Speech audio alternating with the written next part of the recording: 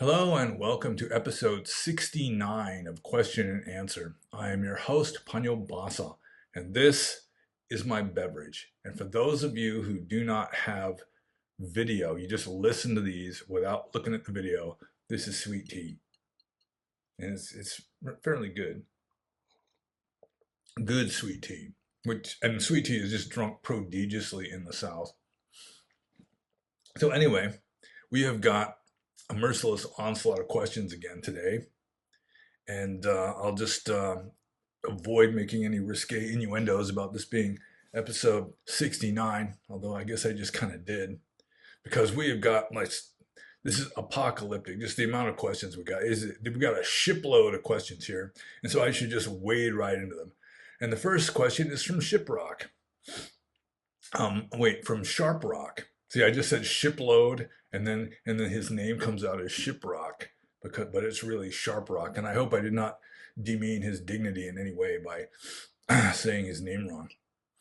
I kind of doubt that Sharp Rock is really his name anyhow, but you never know. It could be. And I might have just demeaned his dignity a second time, leaving him emotionally bruised or something. So I just get into answering the questions.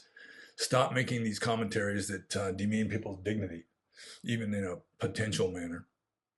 So Sharp Rock says, I recently discovered that there are two different forms of the 8 precepts, Uposatha Sila being the most familiar form, and Ajivatamaka Sila being another form that seems to place more emphasis on right speech. I have attached some text from a Visuddhimagga study guide, and he sent a couple, or he uploaded a couple of pictures of pages from a book describing the Ajivatamaka Sutta, or Sila, not Sutta.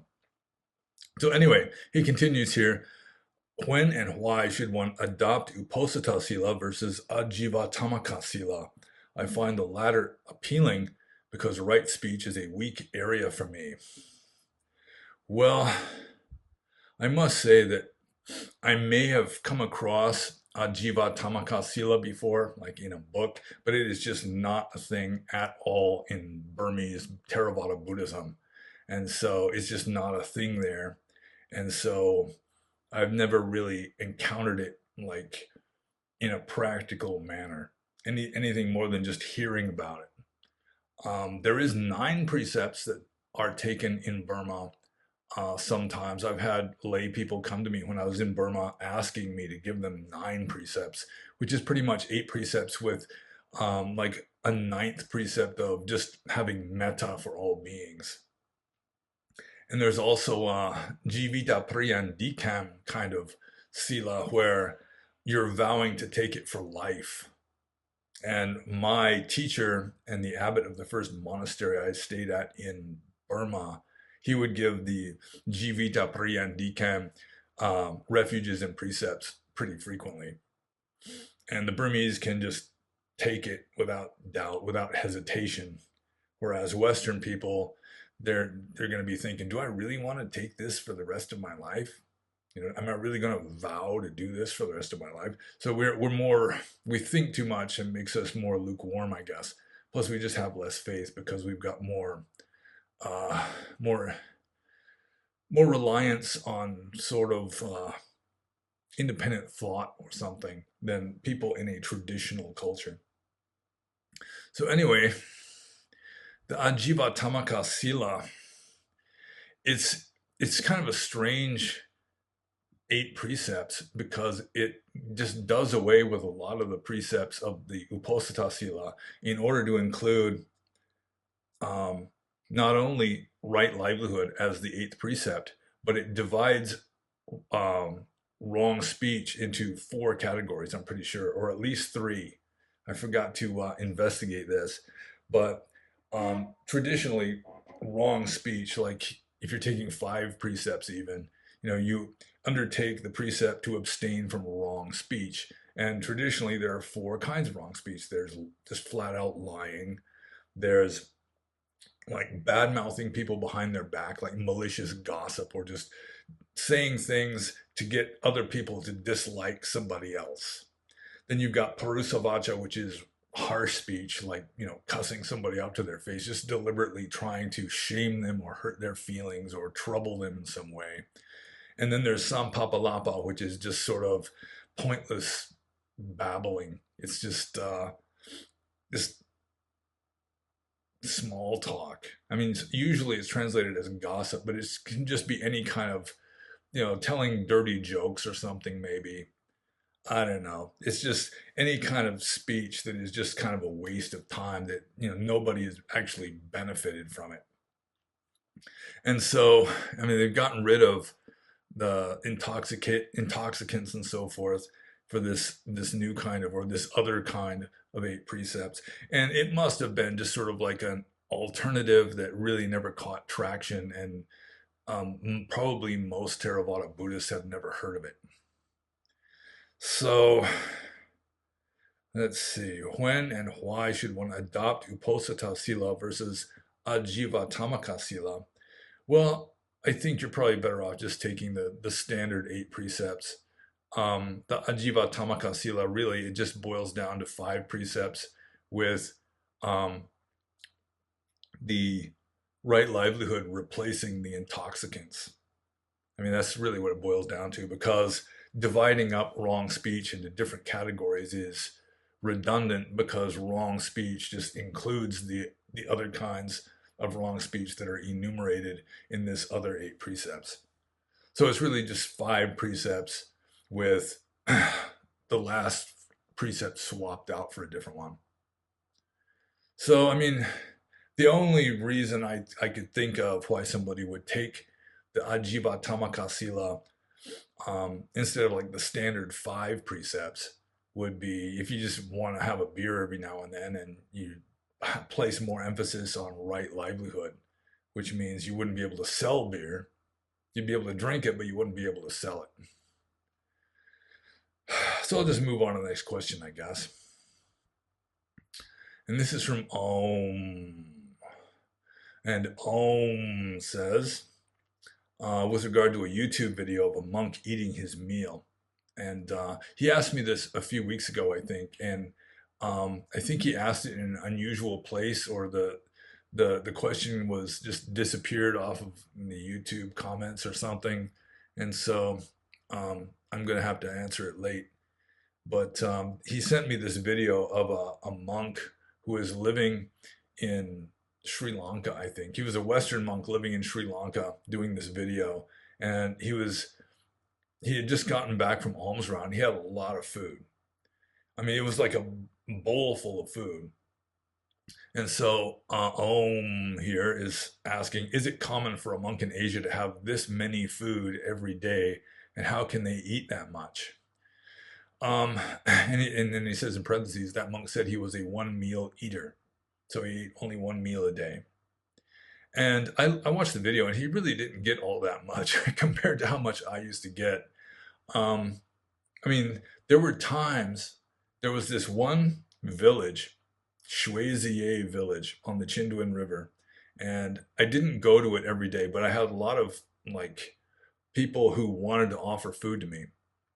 And they were like they were like flooding into this other village that I would go for alms to. And I mean, it was just like a circus. I mean, there were so many people there that finally I just said, okay, like once a week or once every 2 weeks or something. I think it was every eighth day Uposatha day. So it was like every 2 weeks I would walk to Shweziye village. And there were so many people wanting to offer food there. I mean, it was just lined up. It was like almost every household in the village. I mean, it was like over 100 people, well over 100, maybe 200 people, all wanting to put food into my bowl. So I'd have to have these guys come in with like baskets and bags and stuff, so that when my bowl would fill up, I just have to dump it into this basket or something and just keep going. And so I'd get enough food for, I mean, it was like a 10-day supply of food at least. I mean, it was enough food to feed an entire monastery. And you can criticize that, because I obviously didn't need anything near that much food, but it's like you're doing it because these people want to offer food. They want to earn merit by offering your food. So, I mean, I'd accept the food, and then the whole monastery would have a feast, because it would get distributed And yeah, everybody was well fed that day. But I mean, even just going for an ordinary alms round, like the very first video on my channel, if I remember correctly, is me going for alms round with this long line of people. They all want to put food in. It's like going house by house. If you're like more or less famous, I mean, it doesn't really work. You know, it's like in the text, it's telling monks, you know, they should go house by house through the village until they get enough food and then they come back. But I started off doing that, but so many people wanted to offer food to the exotic foreign monk, who was me, who lives alone in a cave in the forest, so that made me even more exotic. I just get to the outskirts of the village and there'd just be this long line of people. And so I would try to, you know, give everybody the opportunity to put at least a little bit of food in. You know, some places I'd just, it'd just be this rule, just one spoon each. I mean, it had to be that way. And then the bowl would still be just completely stuffed. So, I mean, when I was a young monk, I mean, my bowl's pretty big. That holds over a gallon, and I could eat at least two-thirds to three-fourths of that and still be skinny, like when I was 30 years old. But I think it's mostly just because it was mostly just rice. So there wasn't a lot of nutritional value in it. But yeah, it is common. I mean, famous monks, especially famous Seatos, like they don't even have to go for alms. They just stay at the monastery and just crowds of people come all wanting to offer food. And so they'll have this table just completely covered with various dishes of food. And it's just overkill. I've tried to tell Burmese Buddhists, you know, you're better off feeding a hungry little kid or even a hungry dog than putting an extra bowl of food on a table in front of a monk who's already fat and has already got like 50 pounds of food sitting in front of him. But they just don't see it that way. They think you get more merit by offering to a monk than you get by offering to a hungry village kid or a scroungy dog. So, yeah, it is common for a monk in Asia to have that many food every day, and they don't eat that much. You know, they just eat as much as they want to eat. And I mean, there's no way you could eat, you know, literally 50 pounds of food or even 5 pounds probably. So, yeah, especially if a monk is famous or just he's considered to be, you know, above the average in his monastic practice or so forth, and people are just drooling at the opportunity to earn merit by offering food to this exotic holy man. So yeah, that I got more food than that monk in the video did by far sometimes. So I guess I'll just move on to Om's next question, which is there is always a possibility that the Buddha was right about the pure Dhamma lasting 500 years. What if one of early Buddhist schools, not Theravada, had pure Dhamma and it, this school, was gone around 500 years after Buddha said those words? Maybe it was the one with only the suttas without Abhidhamma. So the school with only the suttas without Abhidhamma would be the Sautrantika school. And I don't know when it died out, but I assume it died out long after 500 years after the Buddha's time. So, um, I mean, it is theoretically possible that, I mean, the Buddha notoriously predicted that the true teachings, the Saddhamma, would last only 500 years. And that was not 500 years from now, but 500 years from then, which was like 2,500 years ago. So true Dhamma should not exist if that text is true. And so you got people wrangling with it. It really is wrangle worthy of an issue. Um, but I mean, Om here is saying, you know, what if one of the early Buddhist schools that wasn't Theravada was the true teachings and then it died out after 500 years? And I just don't think that's very likely because all of the schools had a different emphasis and they all kind of branched out. And even within the first 100 years, pretty much all of the schools of Buddhism were already adopting developments in Dhamma that weren't taught by the Buddha in all likelihood. Sort of like Christianity, you know, relatively early on, there's all these teachings that are added to just fundamental Christian dogma that Jesus never taught. Probably, in my opinion, Jesus never taught that he was the only begotten Son of God, for example, but that got included. And Buddhism is sort of like that too. I mean, there's like the four stages of sainthood. There's a few things that I've mentioned repeatedly in these Q's and A's, that, I mean, they just became fundamental Dhamma or Dharma in Buddhism, like the 12 Nidana theory of Paticca Samuppada. It's just standard for all schools of Buddhism, as far as I know. And I just don't think that it originated with the Buddha himself. Dependent core rising did, but the 12 Nidana theory, this causes this in a linear sequence, I don't think so. So, I mean, all of the schools were victims of that, I guess. And so I really don't think that there was any of the pre-Mahayana schools that were established, 4 or 500 years after the time of the Buddha, just, that existed 400 years after the time of the Buddha, say. I don't think there was any school of Buddhism that was just absolute, pristine, pure teachings of the Buddha. There's always going to be this stuff that gets mixed in. So, yeah, I think you'd have to go with a different theory as to why in the text the Buddha says that the Saddhamma, the true Dhamma is only going to exist for 500 years. And still, my preferred theory is probably that it's just apocryphal and the Buddha really never said it. That would be my guess, although it's just a guess. So I'll just move on to the next question, which is from Bodhisatta 969. And this is another question that got asked some time ago, and I just never saw the question. He asked on Twitter or X, and I don't even look at my Twitter feed as a general rule. My sweetheart manages my Twitter, so she's the one that uploads stuff onto Twitter. And every once in a while, she'll show me something, somebody trying to contact me or something. But for the most part, I don't look at Twitter. So anyway, Bodhisatta 969 says, I posted a question on X longer ago, but you didn't see it. Here it is.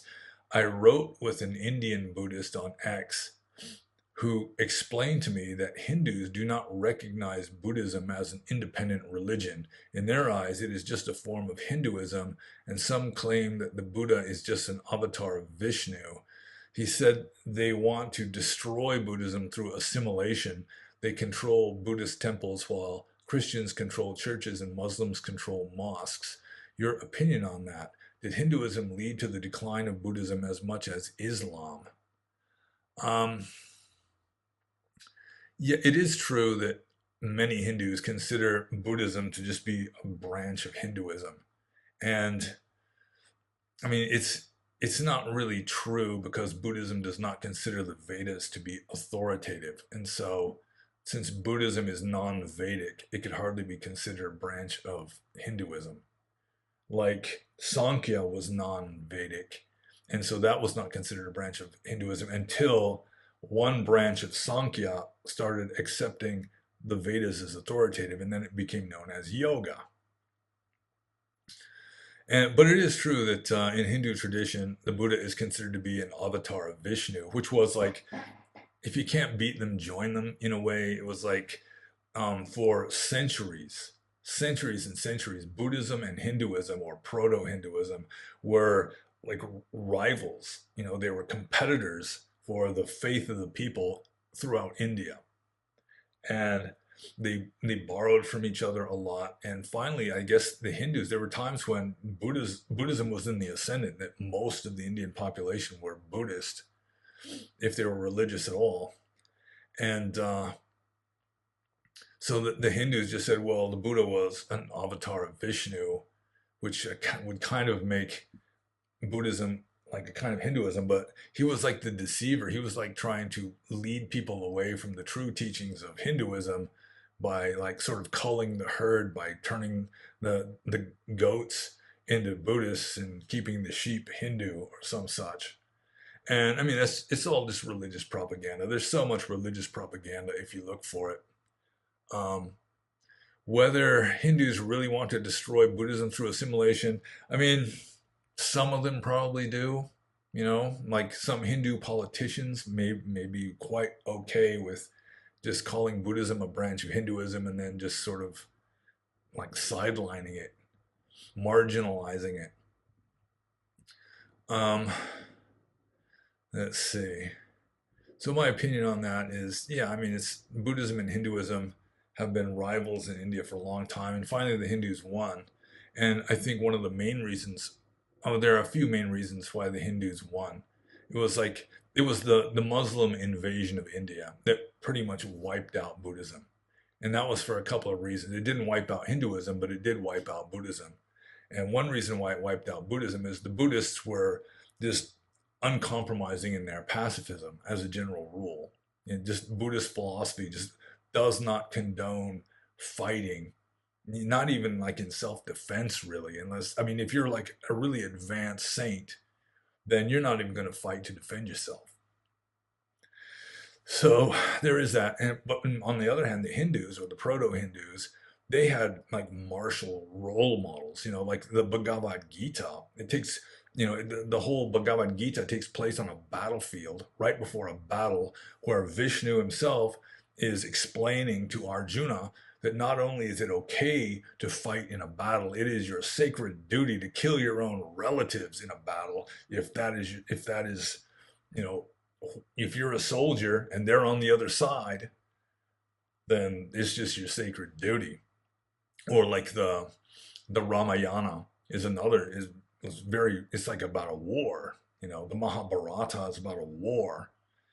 So the the Vedic proto-Hindus and later the Hindus, they did have like a warlike tradition that they could draw from that could justify fighting against the invading Muslims. But also another reason why the Buddhists died out in India is they were becoming very, very monastery oriented and like monastic university oriented. So the Muslims would just come in and just wipe out the universities like Nalanda, and it would just sort of collapse the whole ecclesiastical system. But so the question here at the end, did Hinduism lead to the decline of Buddhism as much as Islam? I don't think so.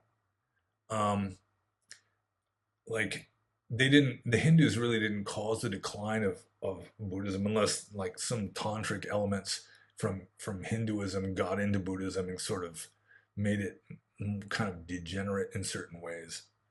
But in a way, the rivalry between Buddhism and Hinduism strengthened both sides. It's like capitalism. You have a monopoly, like a monoculture, then I mean it can just go downhill and you're stuck with it. But when you've got two like different systems, two or more different systems that are competing with each other, they're going to keep trying to up their game, try to be as, the monks are going to try and be more saintly, and the philosophers are going to try to be more, just more subtle and profound, just as a way of defeating the other side or getting more converts or whatever. So I do think that one reason why India went through this golden age is because of all this competition of different spiritual and philosophical systems just competing with each other. Um, so yeah, I think the Muslims and also just sort of societal decline to a certain degree, especially in like esoteric Buddhism, it started becoming very weird and far out, and the common person couldn't really relate to it or understand it.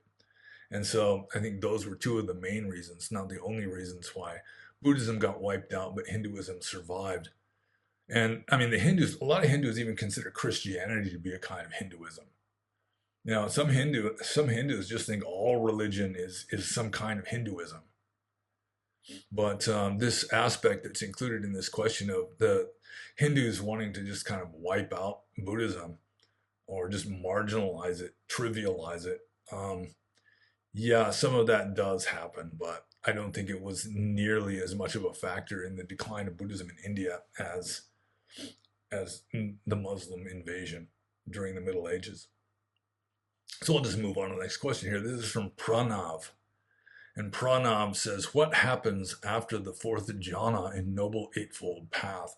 Well, fourth jhana is like the culmination of the Noble Eightfold Path in a sense. It's the right concentration is the eighth step in the Noble Eightfold Path. And fourth jhana traditionally is the highest jhana. So that would be like the perfection and culmination. And you should, I mean, if you've perfected everything, the whole Noble Eightfold Path, then, I mean, you're at least going to become an Anagami, it seems.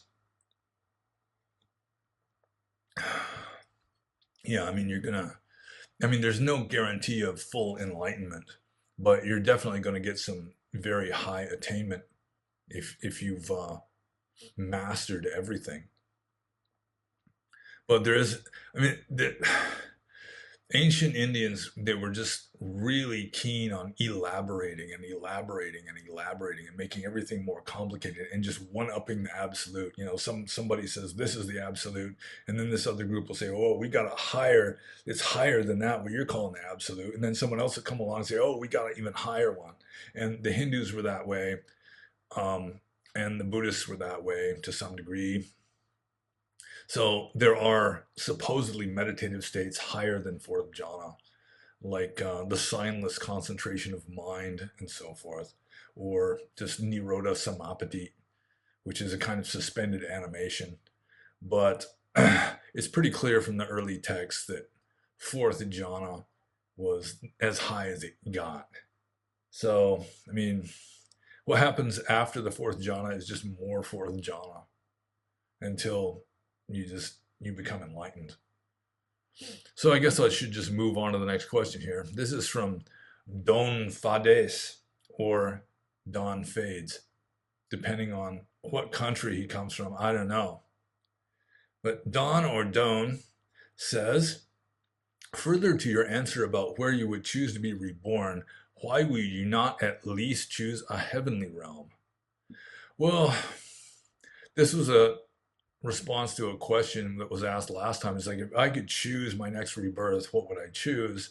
And I was just saying, really, I mean, the only wise choice is to just choose wherever your karma lands you, because that's what you need. I mean, if you want to work out your karma and make, advance in Dhamma and so forth, I mean, I don't think there's any way of cheating or getting shortcuts or anything. So you're just going to have to just land in the realm that is the consequence of your actions. So why would I not at least choose a heavenly realm? I mean, if I wind up in a heavenly realm, that's fine. I'm not going to fight it or anything. But really, I mean, the best place you can wind up, the best parents you can get in your next life, the best everything you can get in your next life is just wherever your karma lands you, because your karma is just naturally working itself out. It's like water seeking its own level. It's like, that's what you need. That's why you get it. So yeah, that's why I wouldn't choose a heavenly realm. I mean, if I could, all else being equal, if I could be in heaven or lower down, I'd go for heaven, might as well. But if it wasn't to my best advantage in my spiritual development, so to speak, then yeah, just wherever my karma lands me, that's where I need to be. So anyway, his next question here is, and how far down the road of dispassion do you think you are? Well, I'm farther along the road than most people, I suppose, although there still are things that bug me. Like just being frustrated at work sometimes, like the machine is malfunctioning, or there's a hydraulic leak that just, I don't know. Well, I guess the hydraulic leak isn't that big of a deal, but I mean, sometimes you just get frustrated trying to make something and it's just not working, or just driving. I mean, there's so many idiotic drivers on the road, at least in South Carolina. It may be like a universal phenomenon. But yeah, sometimes on the road you just get frustrated. Like, there's certain traffic lights that stay green for just a few seconds. It's like the second or third car under the green light and it's already turning yellow. And you got somebody in front of you who's like texting, they just sit there for 5 seconds, the light's turning yellow before they even move, then yeah, I can get bugged by that. And also anybody who has a female love interest, that that women just, it's like they've evolved this talent for just you know poking buttons on guys. So yeah, my sweetheart can get me worked up sometimes too. She really sits her little heart on it. But yeah, in some ways, I think I would be considered abnormally dispassionate with regard to certain things. But I don't want to sit here talking about myself because I'm just too damn modest. So I'm just going to move on to the next question here, which is from Indian Guy. An Indian guy says, "What are you going to do when you become too famous to us Buddha nerds that you can't put every question and answer in your videos anymore? You'll have to have 6 hour long videos, lol." Yeah, I think for starters, I would just gradually reduce the number of questions each person can ask. Right now it's six, five plus a bonus question, and it might, go down to like four or three or something. If I get lots and lots and lots of questions, then I may have to start just reducing the number of allowable questions per person per episode, or also I could just start maybe picking and choosing the juiciest questions. Um, just among if one person, if they only ask one question, then I'd answer that.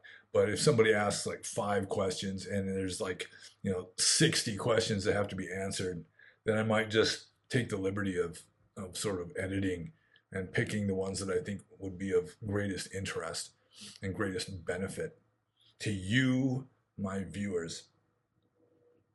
So I'll just move on to the next question, which is from Indiana Dama. And I think Indiana Dama might be the same as Indian Guy. My pseudonyms are kind of hazy. So it's hard to keep up with some people's pseudonyms because they keep changing them. But I think Indian Guy and Indiana Dama are the same. Maybe. I hope I didn't demean somebody's dignity by jumping to this assumption, but I think it's true. So, anyways, Indiana Dama, possibly alias Indian Guy, says, "What are the karmic consequences of this?" No, wait, no, Indiana Dama maybe isn't Indian Guy. Gosh, it starts with Indian though. So let's just assume that they're similar in certain ways. So Indiana Dama says, "What are the karmic consequences of deciding to end life support or resuscitation for a person no longer able to make those decisions? For example, say that John Doe's parent is experiencing cardiac arrest and has no do not resuscitate order in place. Would John Doe be guilty of killing his parent if he told the physicians not to attempt resuscitation, going to a hell realm at his own death? If his intention matters, imagine two different scenarios. One where John loved the parent and wanted to respect their previously stated wishes, and one where he feared his abusive parent, and this fear or hate was his motivation. Similar hypotheticals could be made about spouses, abusive, loving, etc., siblings, and many other examples. And of course, more specifics could be added to the hypothetical, as is likely in any real world situation, but hopefully the above is enough for an answer.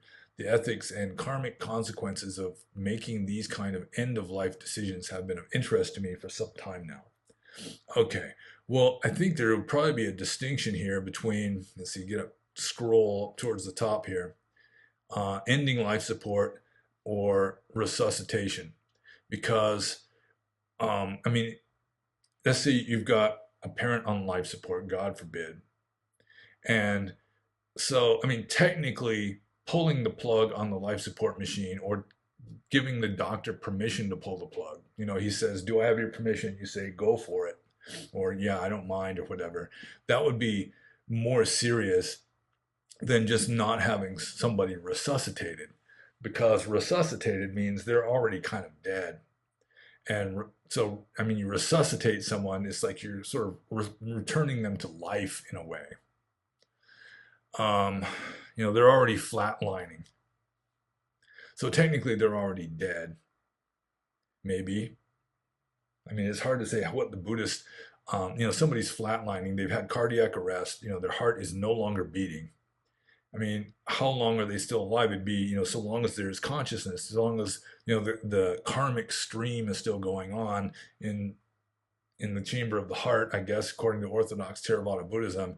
So then, I mean, how would you know exactly when they are exactly dead?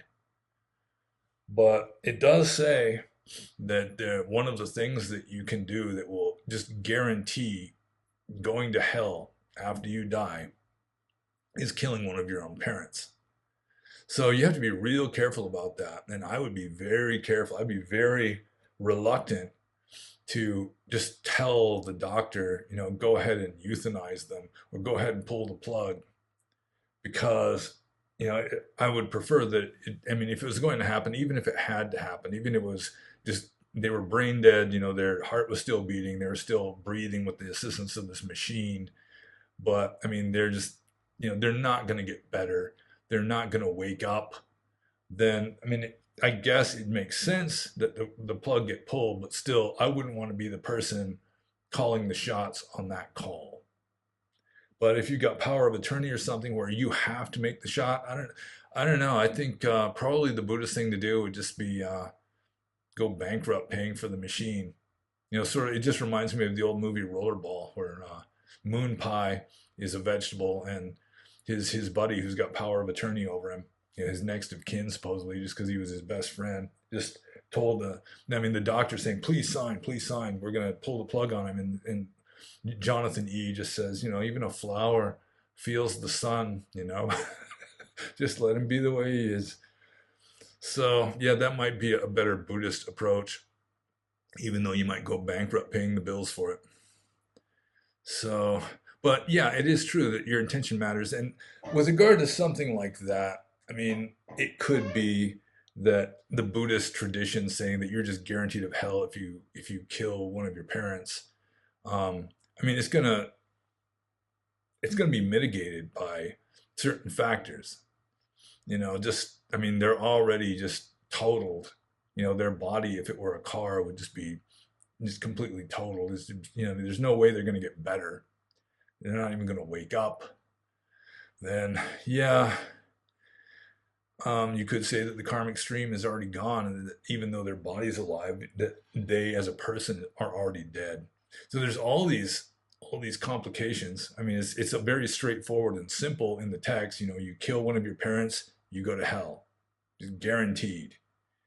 But like your own motives, your own incentives, and please excuse me because my nose is very itchy for some reason. So yeah, I'm skeptical that you're just under any circumstance that you're going to go to hell for causing, like, knowingly causing the death of one of your parents. So yeah, I think you just have to search within your own heart and come up with, what your conscience, when you're you have the most clarity, what your conscience, what the Quakers would call your inner voice tell you to do in such a circumstance. But still, when it comes to pulling the plug on mom or dad, I would be very hesitant with regard to actually causing their death. Unless, I mean, they were just like totally brain dead and there was just nobody there. They weren't going to wake up. The spirit has already fled, so to speak. Then maybe, but still, I'd be hesitant just because of what the texts say for the most part. So I guess I should just move on to Indiana Dama's next question here, because as I say, we've got a veritable apocalypse of questions today. And so he asks a kind of interesting question here. What does ordination do in Theravada? Before becoming Buddhist, I was a Roman Catholic, and ordination in that religion is believed to cause an ontological change in the soul of the man being ordained. Even a priest who goes to hell would still be a priest. All that, of course, makes no sense from the perspective of Theravada. Other than taking on all the rules regarding monastic life, what does ordination do or mean for a Theravadan monk? Well, Actually, in Burma and possibly in Thailand, also, for all I know, if you are a monk, you're not considered to be human anymore. You're like a superhuman being. Like the pronouns, I mean, you don't say you anymore. You say Ashimpaya, which means like venerable Lord. You know, your own parents will be down on the ground bowing to you, and just like verbs and everything, like a normal person eats, and it's like, you know, sun sare, or no, timin sare. But a monk, he's sun bombere. You know, it's just like sleeping, different words, walking, going, coming. They use different words for monks than they use for lay people. And to some degree, it's like they transferred like the, no, the royalty, you know, like the pronouns and the verbs and all that, for that they were used for the kings and the princes and so forth. Or they're also used for monks, just because monks are considered to be above just ordinary humans, even if they're just ordained for a week, you know, on vacation or something. Still, during that week, there's like this ontological change where they are no longer regular human beings. But from a Western point of view, and also probably from an ancient Indian point of view, you're still a human. I mean, there is no soul for any ontological change to take place in. So there is that. But I mean, there are certain changes. I mean, there's an old saying among the Roman Catholics that like a monk can go to hell easier than a layman, just because the monk has like a higher obligations. He's got more duty. You know, he can fall from grace easier because he's got more grace to uphold, so to speak.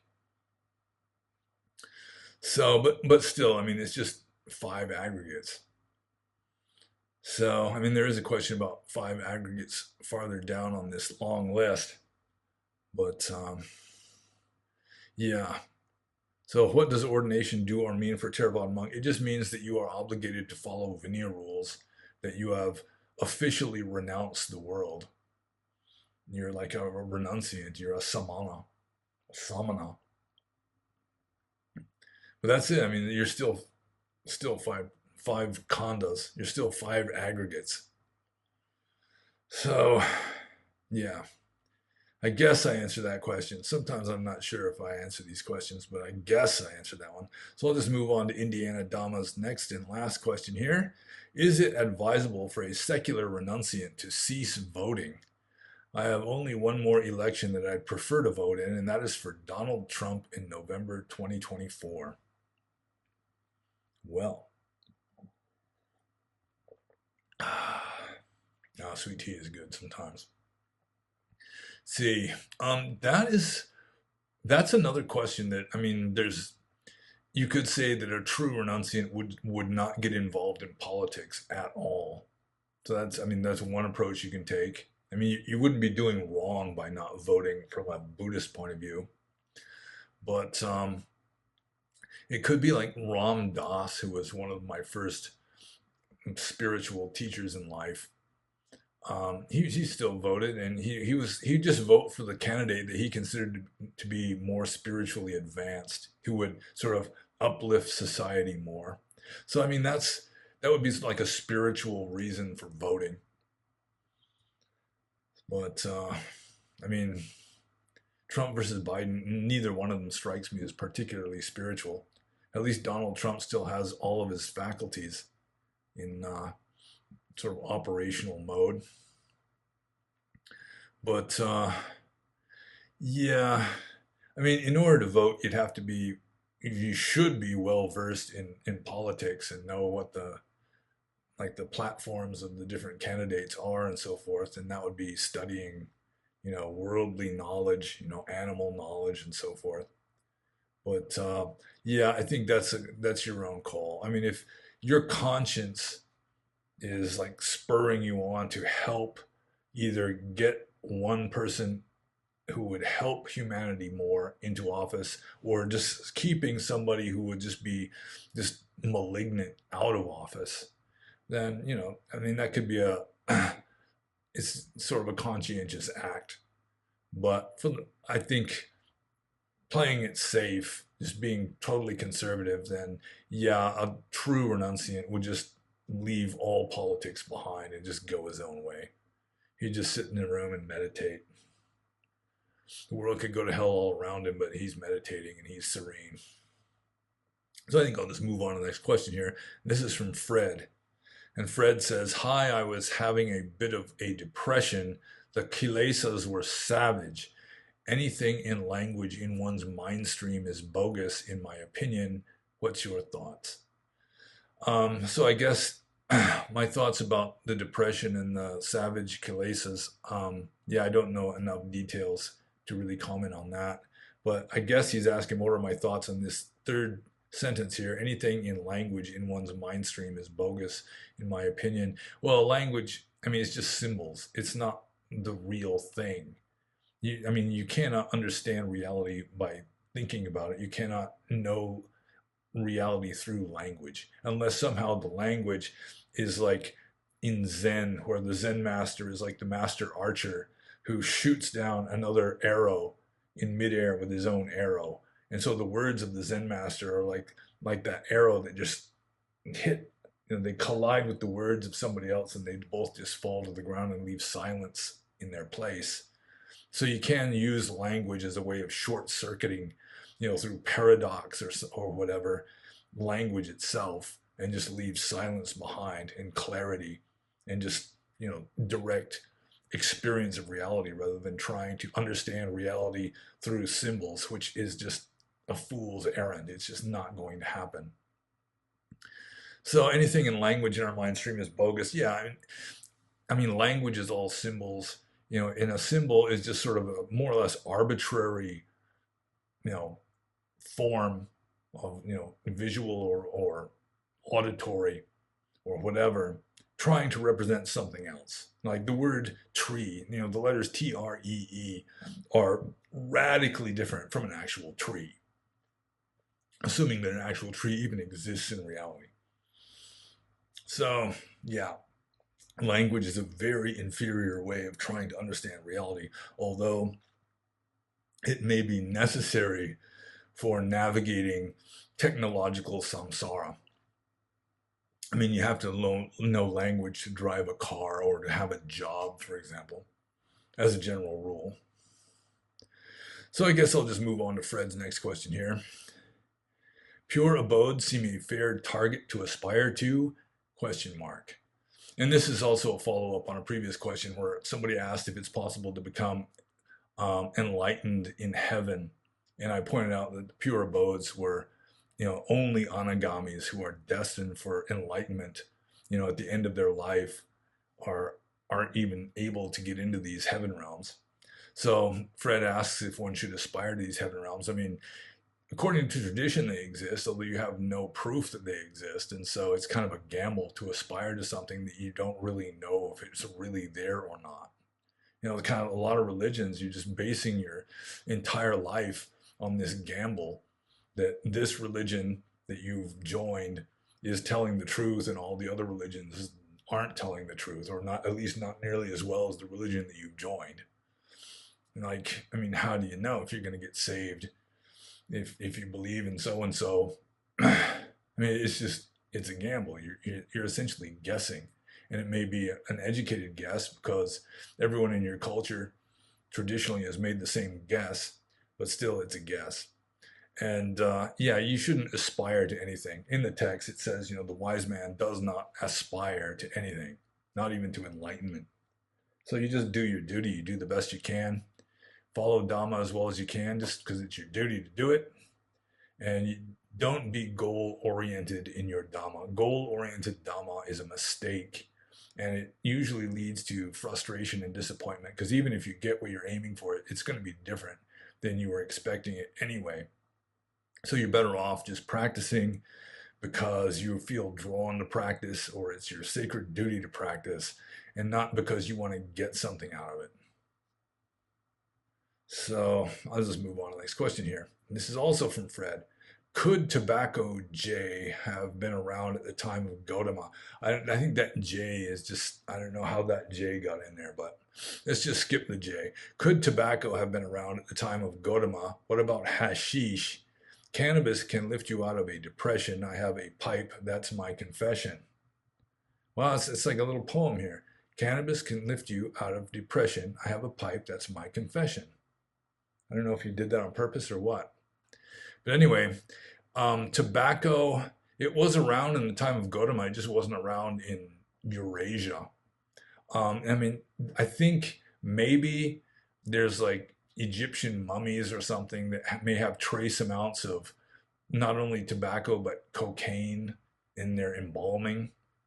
I think I've read or heard something about that, but it wasn't cultivated in the West. I mean, obviously, if it was cultivated in the West, you'd probably have it in this growing in fields before Columbus went to the New World. And I guess it was Sir Walter Raleigh who brought tobacco back to Europe, like late 1500s, early 1600s. So, yeah, I don't think tobacco was around in India in the time of Gautama Buddha. So that's why there's no rule against smoking tobacco. That's probably the reason, the only reason why there's no rule against smoking tobacco for Buddhist monks or Theravada Buddhist monks is just because in the Buddhist time in ancient India, there just was no tobacco for him to forbid. What about hashish? I assume that they were making hashish in Buddhist time. And hashish is just like the compacted resin of the cannabis plant. Although some people might just call cannabis, smoking cannabis in general, to be smoking hashish. And yeah, that definitely was in India in the Buddhist time. And it's mentioned in the text. The word for cannabis is banga. So that also means hemp. So, um, yeah. So cannabis can lift you out. Yeah, I guess that's, so there was no tobacco in India in the Buddhist time. Um, and there was cannabis. Whether they were turning the cannabis into hashish, I'm not exactly sure, but I assume they were. So I'll just move on to the next question here. This is from Nature Cure. And this is another tobacco question. Could smoking cigarettes cause one to take rebirth in four lower realms? That's highly unlikely. I mean, you'd have to have some really bad mental states due to the smoking of cigarettes. I mean, just smoking a cigarette itself is just ethically neutral. Just a physical action, is neither wholesome or unwholesome. It's the mental states involved. And even if you're just hopelessly addicted to nicotine, um, I don't think that in itself would necessarily cause mental states so bad that you would go to hell or be reborn as an animal or a ghost, unless maybe, I mean, you just have such intense craving that it somehow messes up your karma. Maybe you die, you're just craving a cigarette so bad, and then you die with this craving mind or something. That maybe you could wind up as a ghost or something. Maybe you just miss cigarettes so bad, you can't smoke cigarettes in the ghost realm or something. You're just craving the cigarettes or something. I don't know. But as a general rule, I don't think smoking cigarettes would be bad enough to cause you to have rebirth in the four lower realms unless you had some associated really unwholesome mental states. And I really can't imagine such a severe unwholesome mental state just due to craving tobacco. So I'll just move on to Nature Cure's next question here. Who are 84 Mahasiddhas? Can they be considered as Buddhists or even enlightened Buddhist masters? It's not in Theravada. I think maybe he's referring to the ascended masters who lived in the Himalayas that were supposedly sending messages to Madame Blavatsky, like in the early Theosophy days, that they were like channeling these ascended masters in the Himalayas. And if they were in the Himalayas, there's a good chance that they were Buddhists or at least Hindus, or maybe the Theosophists didn't really differentiate between the two. But it could have been some sort of Tibetan Buddhism, um, or just who knows. I'm not.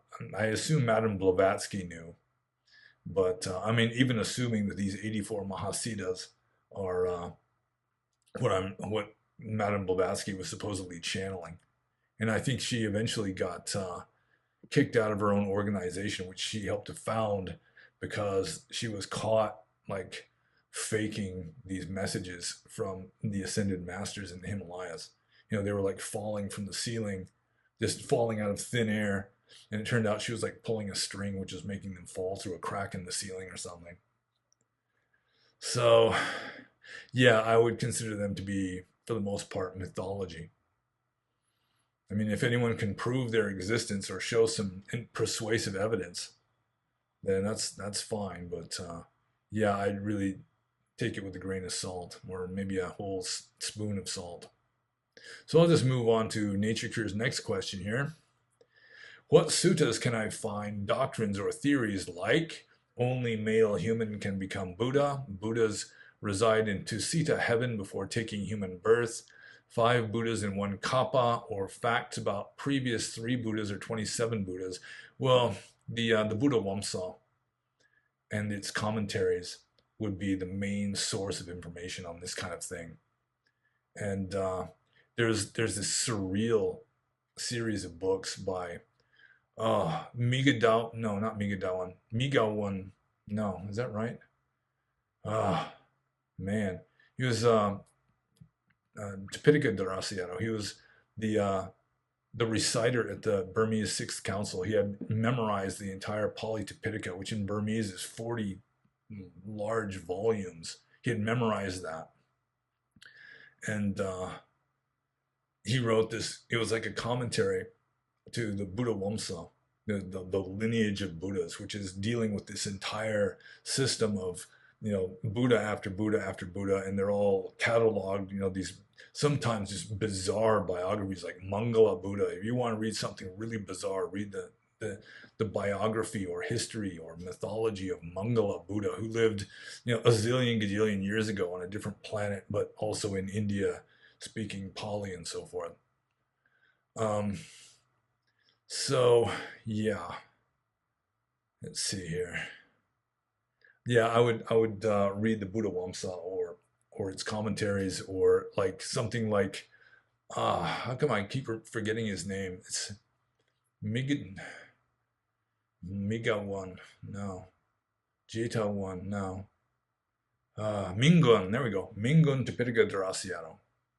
He wrote this book that got translated into English, although it's published only in Burma probably, and good luck trying to find copies of it. But yeah, it's got some weird stuff in there, and I mean it's all of this like only a male human can become a Buddha. I mean, you just go over the lineage of Buddhas, you're never going to find a female. It's always male, so that you can just assume, like scientifically, inductively, that they have to be male, since all the ones enumerated are male.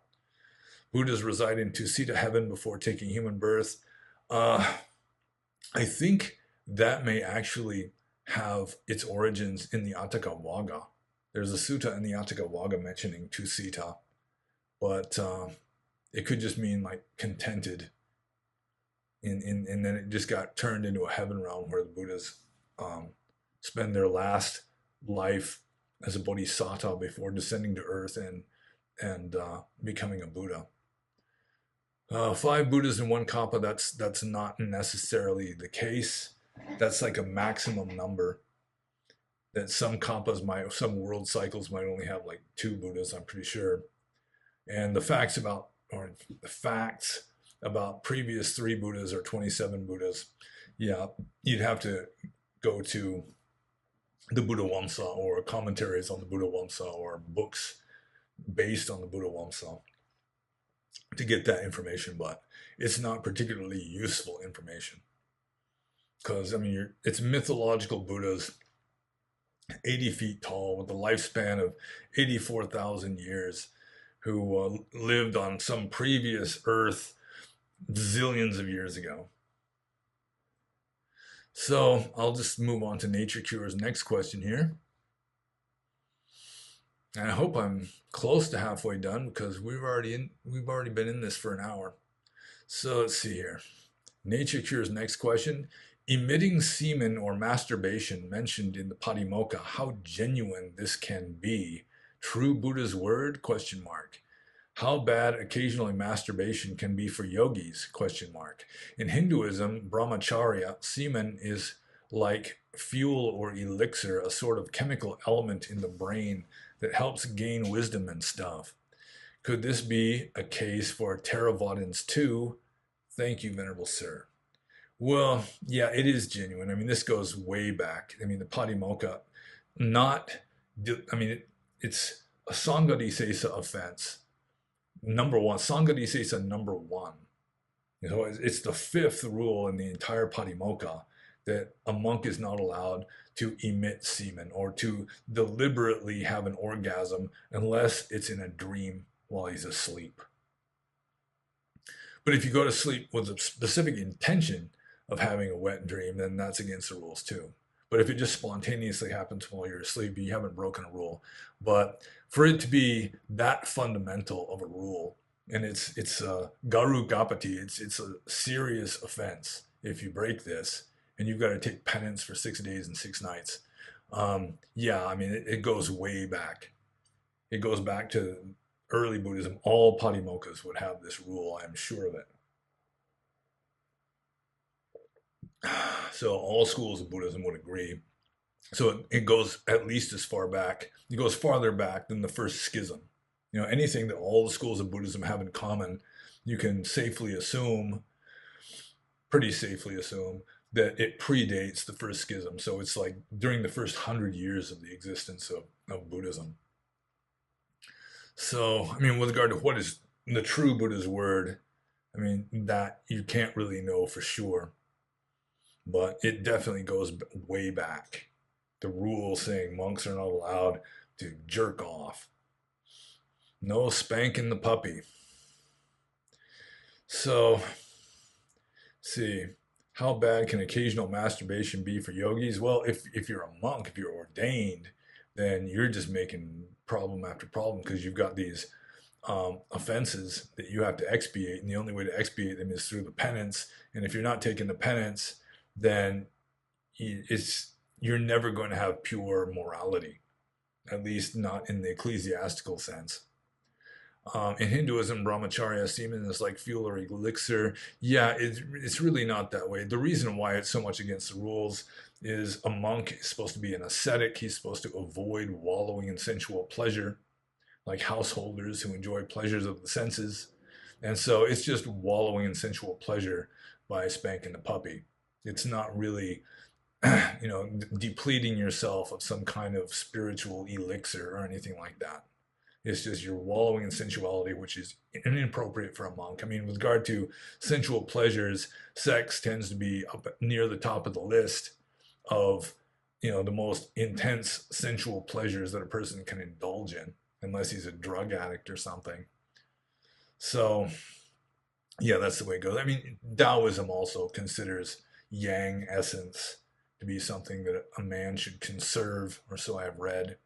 But yeah, in Buddhism, it's not really the semen itself that is the issue. It's the wallowing in sensuality, just wallowing with abandon in sensuality.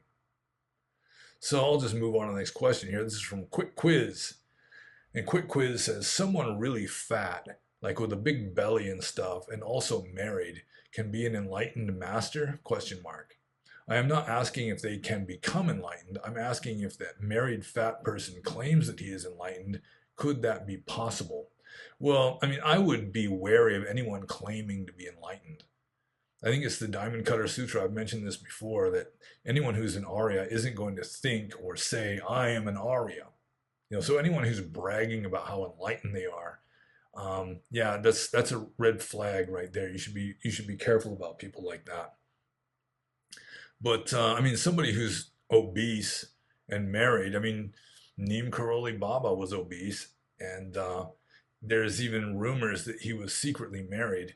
Although it was kind of a weird kind of a marriage where, according to the story, Neem Karoli Baba, he renounced the world when he was a child. He just ran away and went off and became a sadhu in the forest and started doing relatively advanced ascetic practices even as a child. But the way it often works in India, traditional India, he was betrothed, from the time he was an infant. There was this girl that, I mean, so he considered to be like his dharma, which in Hinduism is like your duty to marry this girl because they were betrothed. So he married her and they had kids. But I mean, he was still a sadhu. He'd show up for the important ceremonies and the things that had to be done, and then he'd just go back to being a wandering sadhu. And I mean, he'd be one of my best guesses for anyone in the 20th century to really be fully enlightened, even though he was a Hindu and obese. I think he died of like some complications from diabetes.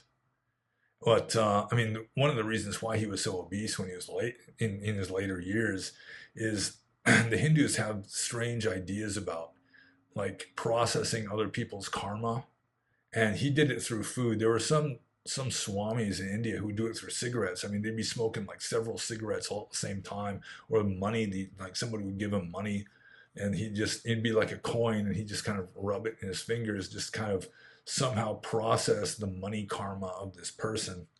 And Maharaji, I mean, he could eat like five full-size meals in succession just because people are wanting to offer him food, and he's sort of conferring blessings on them by eating it in a sense. But so somebody who is obese, um, yeah, I still think it's possible for them to be fully enlightened, especially if there's some spiritual reason for the obesity or just a physical one, I guess. Um, Married, yeah, I don't think that's necessarily uh, again like a rule breaker or something. I mean, in Theravada Buddhism, you'd have to be celibate if you're fully enlightened. That you just wouldn't have any craving for sex anymore. Um, but anyone who's going around claiming to be enlightened, like Maharaji or Neem Karoli Baba, he's according to numerous testimonies, he performed miracles. I mean, he had psychic powers that would just blow people's minds, but he would always deny it, which in a way was lying. And so, I mean, according to Theravada Buddhism, an Arya can't lie either. But he lied, and still, I mean, when he saw you, he'd just look right through you. He'd know more about you than you know about you. And he was obese, possibly married. So, I mean, but he wasn't claiming to be. That's the point I was making towards the end. And he would just deny everything, Or if somebody was saying, "Oh, thank you, Maharaji, for curing my child," or whatever, he'd just say, "Sabishwar Hai, it's all God. God did it. I didn't do anything." That kind of a thing. And that's what you would expect from a very wise person. Not, "Look at me, look how enlightened I am." Just declaring themselves an arahant on the homepage of their website. Stuff like that is, yeah, I mean, I'm very skeptical and wary of people like that. Because chances are they're more like sociopathic con men who nevertheless have some spiritual attainment. There's no rule saying a sociopathic con man can't have had really deep meditative states like Devadatta, the Buddhist Judas Iscariot, so to speak. I mean, he got jhana and psychic powers even though he was trying to kill the Buddha, according to the tradition. So I guess I answered that question. So I'll just move on to Quick Quiz's next question. The next question in his quick quiz here. For both bhikkhus and lay people, is it an unwholesome thing to sell translated suttas or books about Dhamma? Does sutta say anything about having income from Dhamma or similar deeds? Well, for bhikkhus, it's an unwholesome thing to sell anything because they're not supposed to buy or sell. Once you're ordained, all the money, I mean, you don't have anything to do with it anymore. You have renounced the world. So let's just set bhikkhus aside. And so for lay people, is it unwholesome to sell translated suttas or books about Dhamma? Ideally, it is best to have like Dhamma books as for free distribution because Dhamma is priceless. You don't want to like peddle Dhamma. Does the sutta say anything about having income from Dhamma or similar deeds? I can't recall that. I don't. I mean, it's wrong livelihood for a monk to like give a Dhamma talk in exchange for anything. Like there are Seatos in Burma who are just notorious for just charging like exorbitant prices for giving a Dhamma talk. And I mean that's not Dhamma at all. That's really blameworthy for them. But just selling Dhamma books, I don't think it's necessarily a bad thing. It could be a good thing, especially if you're not like charging through the nose for a Dhamma book. Some Dhamma books, I mean, they can be really expensive. Like Shambhala, some Shambhala books can be really spendy. Um, but if you're selling at cost, for example, like you want to distribute these so as many people as possible can read them, but you don't have the funds to just print up thousands of copies and just send them out for free, then I mean the next best thing would be just sell them at cost, as a kind of non-profit sort of thing. Just to have a modest profit so that you can kind of live on it. If you're a bookseller, let's say you've got like a metaphysical bookstore or something, I don't think it's wrong livelihood to be selling like Dhammapada translations there, or Pali texts or anything like that, even for profit. I mean, it's less of a, I mean, it's less meritorious than just giving it away. It's less meritorious than selling it at cost so that you're not making a profit from it. You're just trying to help people as much as possible. But still, I mean, it's not on the list of wrong livelihoods selling Dhamma books. So, I mean, in the Buddhist time, there were no Dhamma books. So, I mean, there wouldn't be any rule against selling Dhamma books in the Buddhist time because Dhamma books hadn't been invented yet. You wanted Dhamma, you went to a monk who had memorized the texts, and then he would recite them or just, give you the gist of them. So let's see here. I'll just move on to quick quizzes. Next question. What's your opinion on the meditation for kids thing? Did Buddha or Theravadins teach kids meditation? Well, I mean, there are stories of enlightened children in the texts, and there's a relatively famous one about Potila, who was, he was called Tucha Potila, which just means like futile or pointless Potila. And he was a scholar, which is kind of an anachronism. This is in the commentaries. And, he was like an expert on the Pali suttas and so forth. And the Buddha would just call him, pointless Potila. And so finally, he was kind of shamed into realizing that, studying the philosophy is not the same as actually practicing Dhamma and making spiritual progress. He's just sort of like an academic. So he went to a monastery, and he was a senior monk at this time. He was well respected. So he goes off to this monastery and tries to find where all of the monks there were arahants, including this 9-year-old novice who was an arahant. And all of the senior monks, they're saying, no, you're senior to us. I mean, we don't want to be teaching you. Probably they knew that because he was a scholar, that he'd be hard to teach because he'd be like trying to correct them and so forth. And also, they wanted him to be humbled because he was kind of proud at all of his academic like accomplishments, so to speak. So finally, all the other monks at the monastery refuse to teach him how to meditate. And so it's this 9-year-old enlightened novice who teaches him meditation. He gives him a really interesting meditation instruction that you've got like a termite mound that's got 6 holes, and you block off 5 of those holes because there's a lizard inside this termite mound. You want to catch the lizard when it comes out. So the way you do that is you block off 5 of the holes, you just leave 1 hole open, and then you watch that hole like a hawk so that when the lizard comes out, you can catch it. And that's a really nice metaphor for kind of meditation that I used to do, where you just kind of like restrain the physical senses, seeing, hearing, smelling, touching, tasting, and you're just watching your own mind. That's the 6th sense base. And when a thought starts to arise, you note it. And that was a kid. So I mean, in that sense, enlightened children or just child novices, ordained, semi-ordained children would be taught meditation, but it wouldn't be some special kind of meditation like nowadays. um, it's like teaching kids to meditate is sort of like it's guided meditation where you're just telling them, just imagine that you're getting bigger and bigger until you're as big as this whole Dharma hall, and then you're getting bigger and bigger. You're this entire town is inside of you, and then you're like feeling love towards the people. It's sort of like this imagination game where children, they don't have the attention span of most adults, and they need something easy that they can sort of get a grip on. So you would teach them that kind of like visualizing things with a guided meditation for not very long, probably, because within a relatively short time, they're going to start getting restless and fidgeting and talking and stuff. So I don't think there's anything wrong with that at all, so long as you can do it, in a dharmic way that's actually benefiting them. So let's see here. Well, yeah, I mean, there's no special guided meditation for kids in the texts. That if the kid had enough talent, enough parami, then you could teach him, some techniques that were appropriate for anybody, generally adults, and then he could still practice it. But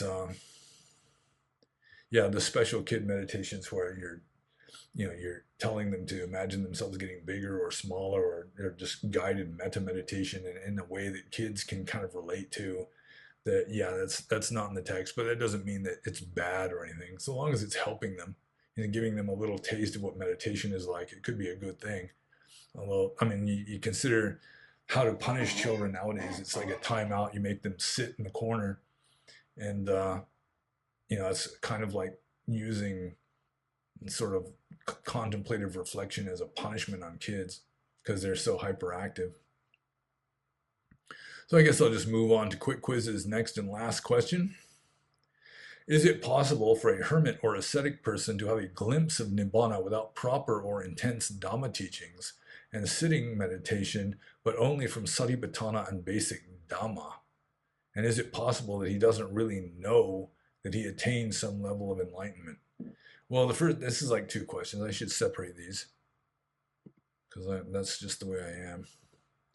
Okay, so the first part, is it possible for a hermit or ascetic person to have a glimpse of Nibbana without proper or intense Dhamma teachings and sitting meditation, but only from Satipatthana and basic Dhamma? Well, Satipatthana is advanced practice. In some ways, Satipatthana is like very profound, advanced, effective Dhamma practice. In fact, in the Satipatthana Sutta, the Buddha says if you practice intensive Satipatthana for a week, you're pretty much guaranteed of enlightenment or at least becoming an anagami. So, yeah, I think it's definitely possible. If you know enough about Buddhism to know just basic, Four Noble Truths and so forth, and also you practice Satipatthana, 24/7, all waking hours, then yeah, I think you can definitely get some high attainment through doing that. So I'll just move on to the next part of this last question. Is it possible that he doesn't really know that he attained some level of enlightenment? I mean, you know what you've attained. You might not know exactly what kind of attainment it is, like where it fits on any kind of scale, anything like that. But you know what you know. I mean, you know what you've experienced. So, I mean, he'd have to know to some degree, just experientially, that, I mean, your samsara is not what it used to be. You no longer look upon the world the way you used to look upon it. But, I mean, still, you might not know what the word arahant, you might not know the jargon or the technical terms. I almost said technological terms. So, yeah, I mean, I guess Eckhart Tolle in his first famous book, he attained something and he didn't know what it was, and it wasn't until after he'd been consulting with spiritual teachers that he finally realized that he had attained some kind of enlightenment.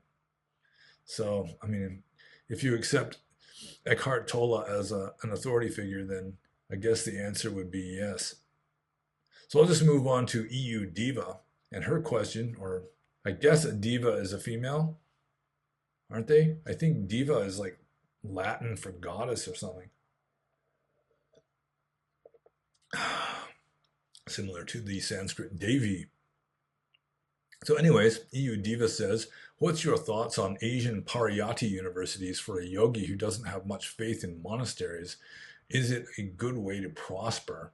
Well, if you don't have much faith in monasteries, you go to the standard Burmese Pariyatti university and you can have even less faith in monasteries.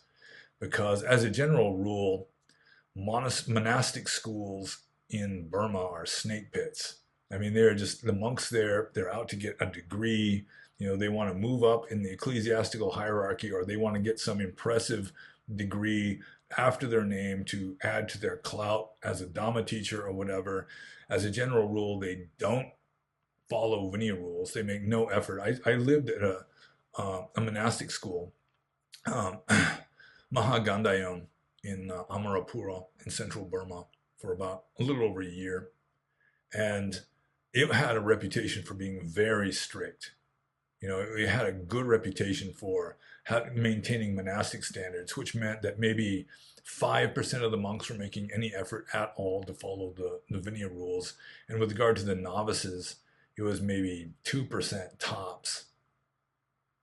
So, and most of the monastic schools, the Pariyatti universities, with like monks there, I mean, they're just awful, really. I mean, anybody who wants to learn Dhamma and practice Dhamma should just stay away from such places.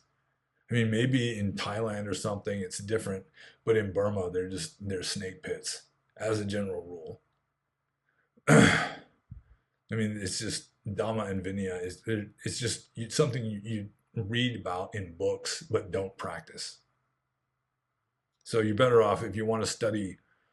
I mean, you want to learn true Dhamma and practice true Dhamma, then you're better off going to a reputable forest monastery with like an abbot who actually has some wisdom, and don't even bother with Buddhist academia. I mean, in the West or the East, because in the West it's mostly queer studies, Dhamma kind of stuff, and in the East it's just dogmatism, and it's dogma that isn't practiced as a general rule. So we'll just move on to EU Diva's next question here. If a yogi really want to pursue Dhamma or enlightenment, how important is Pali? Well, it is helpful. It's not absolutely necessary, but it can give you certain advantages. If you can read Pali, then you get closer to the original teachings. It's not filtered through a translation anymore, unless, yeah, I mean, you're still filtering it through your own translation, I guess. But even just a familiarity with the main technical terms, like, good thing I still have this on the table. Just, studying up on like this little book, the Buddhist Dictionary. It's not very thick. Often you can get it for free distribution, and it just explains the technical terms, like the main philosophical Pali terms and what they mean, at least according to Orthodox tradition. And it's definitely helpful. I mean, if you want to practice Theravada Buddhism and understand Theravada Buddhism, you almost have to know quite a few Pali terms. And I mean, just to know how to conjugate verbs and stuff is not so important, but it is good to know the original philosophical terms and not rely on translations, which sometimes are not so good. Like canker or taint for asawa is not, it's standard, but it's not a very good translation in my opinion. So I'll just move on to EU Diva's next and last question. Is it really possible for bhikkhus to survive without money these days? Yeah, that's fairly easy, especially in Asia. Like Buddhist Asia, it's easy. Even though monks want to believe it's not easy, in fact, monks might want to believe it's not even possible. I did it for 30 years, no problem, in the West and in the East. So, yeah. I remember once I was a junior monk. I'd only been a monk for 3 or 4 years. I was very strict in Vinaya, and I was staying at Mahagandhayon, that school monastery. And some Sri Lankan monks were visiting, and one of the Burmese monks told them that I didn't handle money, and they were like amazed, and they were like, "How do you manage?" And I said, "Well, I managed the way the monks managed in the Buddhist time. It's like there was the Buddha who made it against the rules."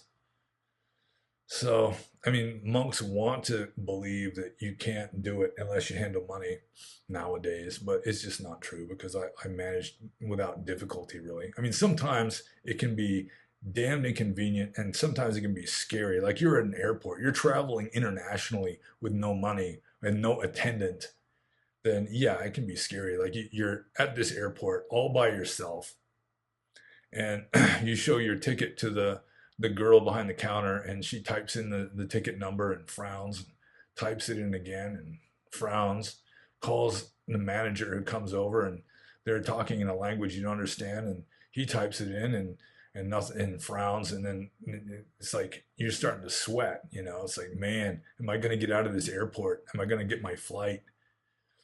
And so stuff like that can happen. I mean, you might have to go without food for a few days if you're traveling. But I mean, you're not going to die. You can fast for 2 days. So yeah, it's easy. It's relatively easy. And monks who say otherwise are just trying to give excuses for being lax monks. So I'll just move on to the next question here. This is from White Ash Piper. And White Ash Piper says, I don't know, seems to me that passion is one of the life spices that make life fun. I don't see how anyone can ever escape yin and yang. Did you ever consider Taoism? If so, what was it that caused you to refuse Taoism? Was it that reality isn't nothing but an illusion? So this is kind of a kind of a potpourri of questions here, kind of combined into one. Let's see, passion is one of the life spices that make life fun. Yeah, well, I mean, it causes you to be attached to life and existence, which keeps you stuck in samsara. So by avoiding that passion, then you make life less fun, which is appropriate for a serious Buddhist. Let's see, I don't see how anyone can ever escape yin and yang. Well, I mean, yin and yang are going to be there. I mean, everything is like a balance of opposites. This universe is a balance of opposites. Even the hydrogen atom is a balance of positive nucleus and negative electrons. So there's all this balance of like opposite forces and so forth that make this universe even possible. So the only way you escape from that is by escaping from the universe, which is presumably getting out of samsara. And then you just don't get reborn. And here he says, did you ever consider Taoism? And if so, what was it that caused you to refuse Taoism? Well, I've read the Tao Te Ching. I've read the Zhuangzi, and yeah, I was impressed by that. I've got like 3 different translations of the Tao Te Ching on that bookcase back there. I've read it several times, or even many times. And I've considered Taoism. I mean, it's got wisdom to it. Although it struck me that there was no real structure to it. I mean, I never came across a Taoist monastery or just Taoist rules for how to just become enlightened, anything like that. It didn't have like the support structure that Buddhism has. And nowadays there are scholars who are saying that Taoism could just be a corruption of Buddhism anyway.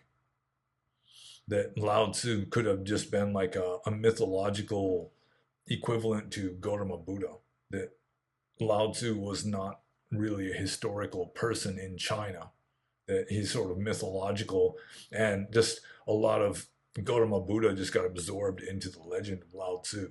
So that's possible too, in which case I'm kind of a follower of the original Taoism. But yeah, I mean, I like the Tao Te Ching and so forth, but I mean, it's just too vague, or just there's not enough structure to really guide practice. And I've been told that most like traditional Taoism is like magic and people trying to go against the Tao by trying to live forever and so forth. So yeah, I mean, I think there is some serious Taoism. There's probably serious Taoist practitioners, maybe even serious Taoist monasteries, but I've never really come across them. Buddhism is easier to find. It's much more accessible, and it just has a more clear-cut approach to how you go about practicing Dhamma. So then next part of this question from White Ash Piper is, have you ever looked into Tom Campbell, My Big Toe?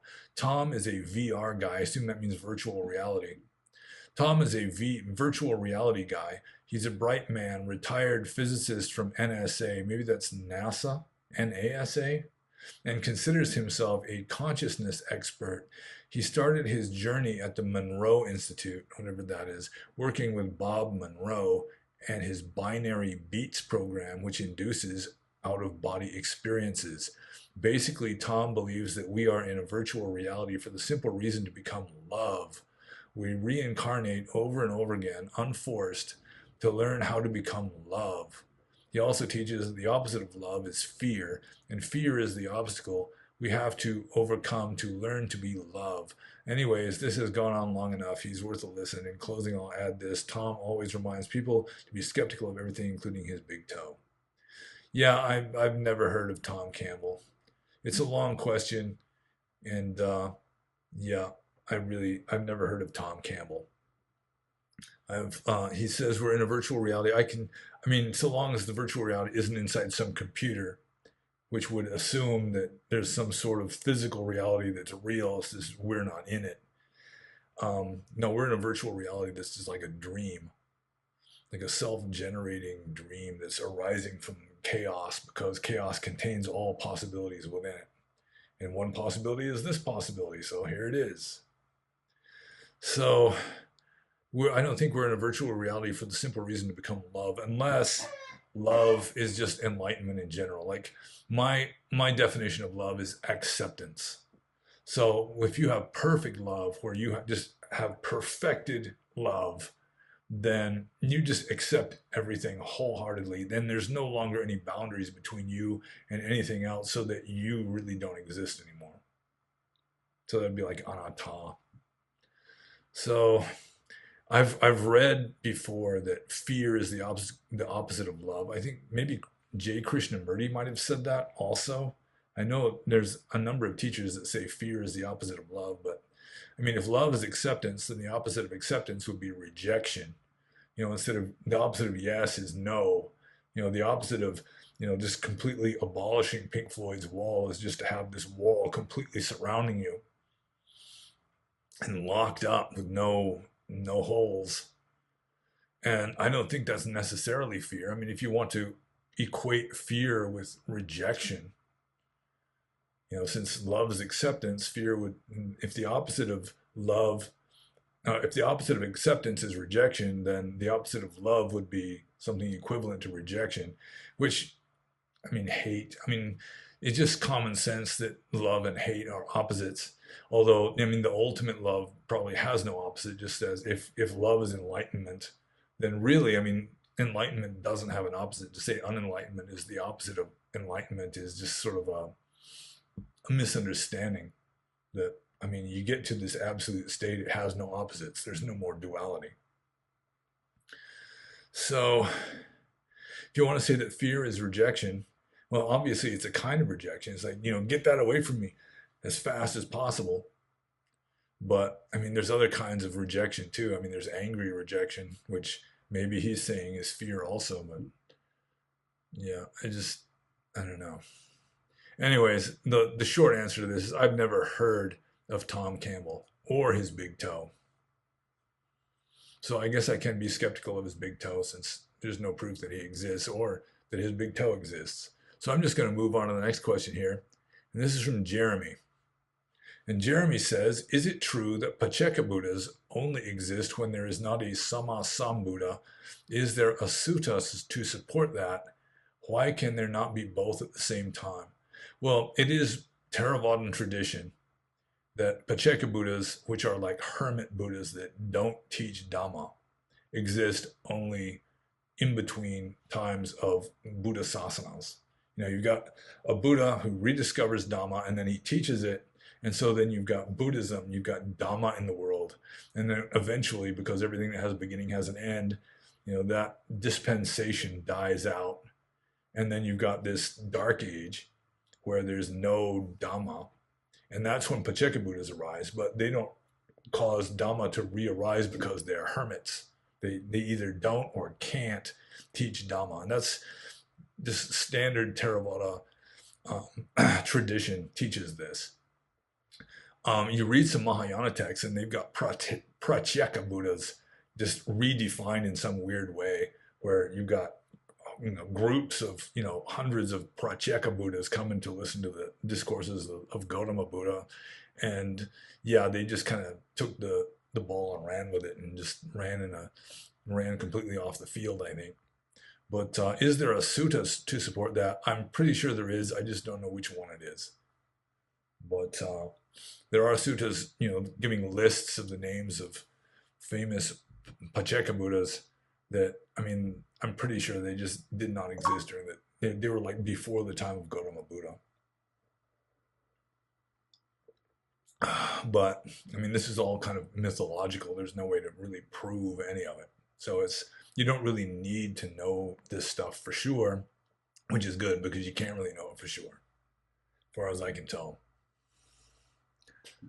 Just checking to make sure the camera's running. Man, I had to just like a few months ago, I had to do the same Q&A twice just because I thought the camera was running and it wasn't. I clicked the button and everything, and for some reason it just didn't record. So let's see. Yeah, just going with orthodoxy, Pacceka Buddhas only exist when there is not a Sammasambuddha, or when there is no Buddhism. When his sasana, his dispensation is still extant in this world, there's no Pacceka Buddhas. And why is that? It's just this cosmic law. I mean, it's weird in like Orthodox Theravada Buddhism and just ancient Indian thought. There's just this, I can't remember what it's called. I think Varuna was the god of it. It's just this like cosmic order that, I mean, they're just these rules that the world has to operate in a certain way. It's sort of like the laws of physics to a modern scientist.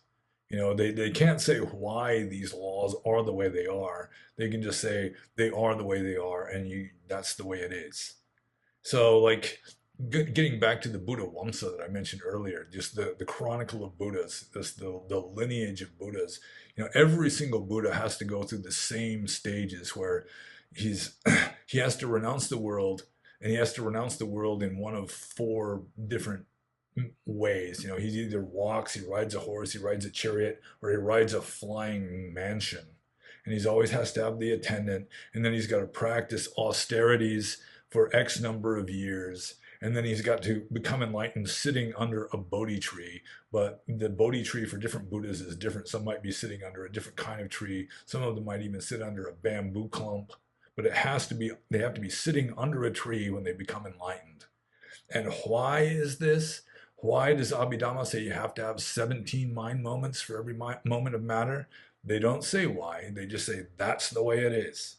And it's the same with Pacceka Buddhas. Pacceka Buddhas exist only when there is no Buddhist dispensation. There is no other Dhamma in the world, just because that's the way it is.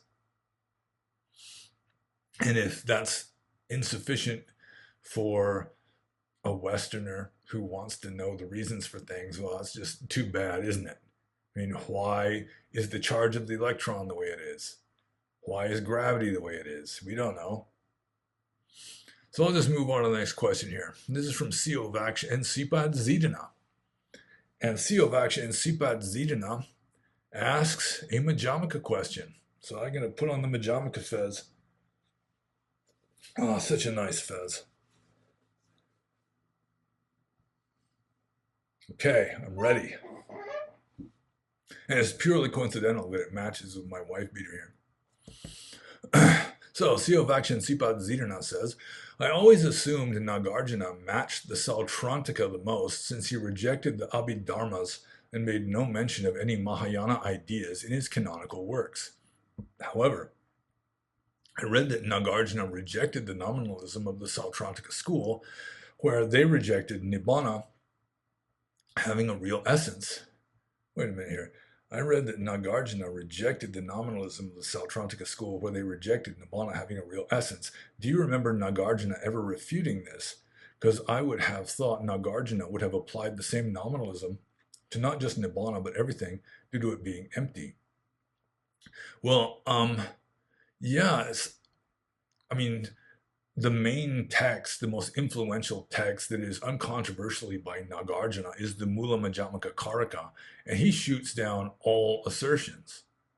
Really, I mean, that's what Majamaka is based on. It's like any kind of samsaric assertion, even a samsaric assertion regarding nibbana, and any assertion made in language is going to be symbolic and samsaric. Even if you're trying to discuss nibbana, then yeah, it's all invalid. Is invalid, isn't is invalid, is and isn't is invalid, and neither is nor isn't is invalid. There's nothing you can assert one way or the other that's going to be valid. And that would include the existence of nirvana. So, yeah, I think the rejection, the Sautrantika school's rejection of Nibbana having a real existence. I mean, yeah, you can't say that it does, you can't say that it doesn't, you can't say that it does and doesn't, you can't say that it neither does nor doesn't have a real existence. It's just off the scale with capital letters, off the scale. Even the is capitalized. And most people, especially Westerners, well, just people in general, they cannot grasp this, and you can't grasp it, but they don't feel comfortable not being able to grasp reality with their intellect because they're just stuck in their intellect. And that's one reason why so many intellectuals don't get mysticism at all. They just despise it. They think mysticism is just bullshit. But that's the only way you have any hope of knowing reality, is by transcending, just going beyond the symbols of the intellectual mind. And so Nagarjuna would not have, he would not, I mean, Nibbana, how do I say this? Nagarjuna would not have asserted the real existence of nirvana because he wouldn't assert the real existence of anything. He might not assert their non-existence either. But yeah, I don't think he asserted the real existence of nirvana. And whether Nagarjuna himself was a member of the Sautrantika school, I don't know. I have read that he was a member of some other sect other than Theravada, one of the pre-Mahayana sects. And I think they know what school he belonged to, but I can't remember if it's Sautrantika or not. I think maybe it isn't. I seem to recall some other name of a school of Buddhism that Nagarjuna was ordained in, but apparently he was a maverick and may have rejected some of his own school's dogmas, pretty much as I, as a ordained Theravadan, rejected some orthodox Theravadan dogmas just because I just could not swallow them, and it just did not strike me as likely to be true. And it's like in India, in ancient India, the school of Buddhism that you adopted was largely just a matter of whatever school of Buddhism was predominant in your area. It wasn't like you pick and choose which school you liked the best so much as, the local monastery, and all the local monasteries are all this school of Buddhism. So if you're attracted to Buddhism, you just join that one. So I think I'll just move on to Siavaksha and Sipad Zidana's next question, because we're moving up on 2 hours here, and I've still got quite a few to go. And he says, I remember you mentioning a book that says Theravada and Sarvastivada, here, taking the fez off for a little while here, teach that physical matter can be known directly. However, some Mahasi tradition teachers like Yuta Dhammo Bhikkhu have said that all we know is conscious experience. Does this mean that they are teaching unorthodox teachings with respect to the Theravada? Yeah, they're being unorthodox. Although I agree with them, I'm unorthodox too. All you can know is conscious experience, because knowing itself is conscious. Like the only way you can know the existence of anything, like say this cell phone, I mean, you don't know the physicality of that cell phone. You just know, how it looks, because that's seeing consciousness, that's eye consciousness, how it feels in your hand. That's tactile consciousness. When it beeps or whatever, when the ringtone comes up, which on this phone is Godzilla. The ringtone is the roar of Godzilla. That's auditory consciousness. The only way you know that phone exists is through various modes of consciousness and just mentality. And you take away all the mentality, and all you got left is just this void.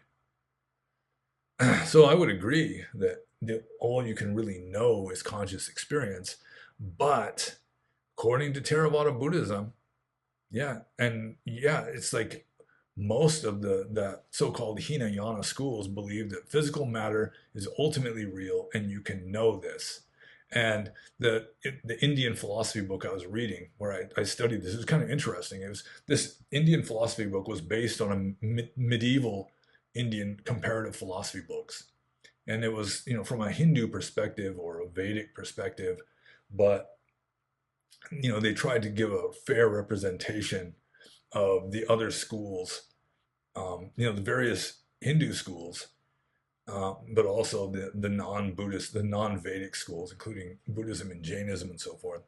And there was the way they divided up Buddhism, they divided up into four different categories, which is those which say that nothing is real, that you can't know anything, and that would be Majjhimaka, at least from their interpretation. Then there's the school that says only mind is real, and so all you can know is mind. That would be Yogacara, which is these are the two main Mahayana schools, at least in India at the time. And then there's physical matter is real, and you can infer its existence logically and know that it exists through inference, and that was the Sautrantika school. So apparently the Sautrantika school believed that physical matter was still ultimately real. And then there was Sarvastivada, and Theravada would fit into the same category, where it's saying that not only is physical matter real, but you experience it directly. You know its existence as a fact because you experience that physical matter directly. And I don't see how that's even possible. I've had debates with a follower of the Pa'alt method, which is very orthodox and much more orthodox than Mahasi. And I mean, he just didn't get it. I'm like getting him to read Berkeley and this kind of thing just to show him. I mean, all you can know is mind because knowing is mental. But he just didn't get it. He was a nice guy though, a nice venerable one. So I guess I'll just move on to Siavaksha and Sipad Zidana's next question. Piggybacking on a question from last week, what are your thoughts on the translations by Maurice Walsh, K.R. Norman, Caroline Reese Davids, G.C. Pandey mentions there, John D. Ireland, Ananda Jyoti, which I assume is Ananda Jyoti, and the Bodhisattva, Ken Wheeler. And then in parentheses after Ken Wheeler, he's got PBUH. And I don't know what PBUH stands for. And I've got these horizontal bars of light across my face and chest and so forth. And so I have to adjust the blinds on the window. Just a second. See if this works. There we go. Oh yeah. So what PBUH stands for, I don't know. Anyone who knows that can just leave a comment in the comments below. Because when I see acronyms, is that right? No, not acronyms. Acronyms?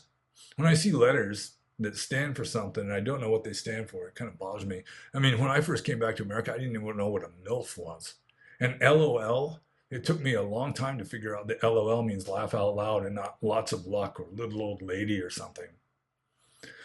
So anyway, CEO of Action Sipad Zidana is asking me, what are my thoughts on the translations by Maurice Walsh? Well, I'll just go through the list here. Maurice Walsh, the only translation by Walsh I've read is his translation of the Digha Nikaya, which is a competent translation. He did have the advantage of not being shackled to Theravadan orthodoxy the way some monks would be, or just some dogmatists would be. And so I think it's a reasonably good translation. K.R. Norman, I actually was corresponding with K.R. Norman a little bit when I was a monk, and he's one of the main translators for the Polytext Society, or at least he used to be. He's probably very old by now. And it was kind of interesting to me that, I mean, I was sort of just discussing certain terms and so forth in the texts, and he wrote back to me saying that really he's not a Buddhist. He's not even interested in Buddhism. You know, he doesn't care about Buddhist philosophy. He's a philologist. He doesn't care what the texts mean. He just cares what they say. I mean, he actually told me that. He doesn't care what the text mean, he just cares what they say. But how can you know what it says if you don't know what it means? Like, some words have multiple meanings, like Dhamma, for example. If you don't know what it means, how are you going to know how to translate Dhamma into English, since it's not just a word, one word and one word. It's like there's numerous possible ways of interpreting it.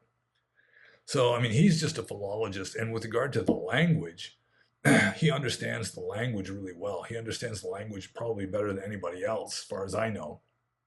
And I guess he's the one who's working on the new Pali English dictionary. I don't know how far he got with it. I haven't seen any copies of it. But he understands Prakrit languages. He is a linguist. And so, with regard to non-philosophical stuff, he's a good translator. But if you get into philosophical stuff, like the Atthakavagga, I don't. He's not very reliable. I was not satisfied with K.R. Norman's translation of the Atthakavagga of the Sutta Nipata because he just didn't get it. He didn't understand what it was he was translating. But I mean, he like Pali grammar, the sentences, sentence structure, and so forth. He's got it down. So next is Caroline Reese Davids. And yeah, she's just kind of an embarrassment.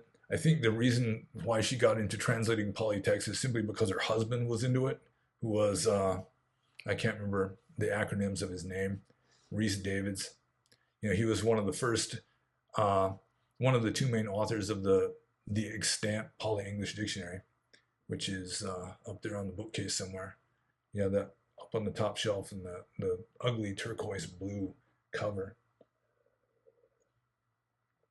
And I mean, her translation style was just this. She had like this flowery, poetical style of translating, which is like she translated the Therigatha, the elders' verses, but her translation, the title was Psalms of the Brethren. That's just kind of the way she translated. And she was one of the first of the Western Buddhists who just absolutely insisted that anatta was bullshit and that was just like a later addition, mainly because deep down she was a Christian and she liked the idea of an eternal soul and just could not stand any wisdom tradition that denied the existence of her beloved eternal soul. And so, yeah, she's pretty much of an embarrassment, and her translations are all pretty much obsolete. Her understanding of Buddhism is not very good, in my opinion. G.C. Pandey mentions her in his book, Studies and Origins of Buddhism, because it is true that she brought up the the idea that what you see in the text, didn't necessarily originate with the Buddha himself. That there was um, like an evolution of Buddhist philosophy, and you're going to have older material that's more reliable and later material that's less reliable. And G.C. Pandey apparently was influenced by that idea of hers, but mainly she was just trying to explain why some Buddhist teachings differ from her opinions. That her opinions were probably going to take precedence over orthodox dogma in certain respects, like anatta, for example. So yeah, Caroline Reese Davids, she's not a good translator in my opinion, and she did not have the best grasp of the subtleties of Dhamma. John D. Ireland, I can't recall reading anything by John D. Ireland. Maybe he may have done a translation of the Udana quite a while ago that I read as a junior monk. Maybe he was the translator or a translator of that.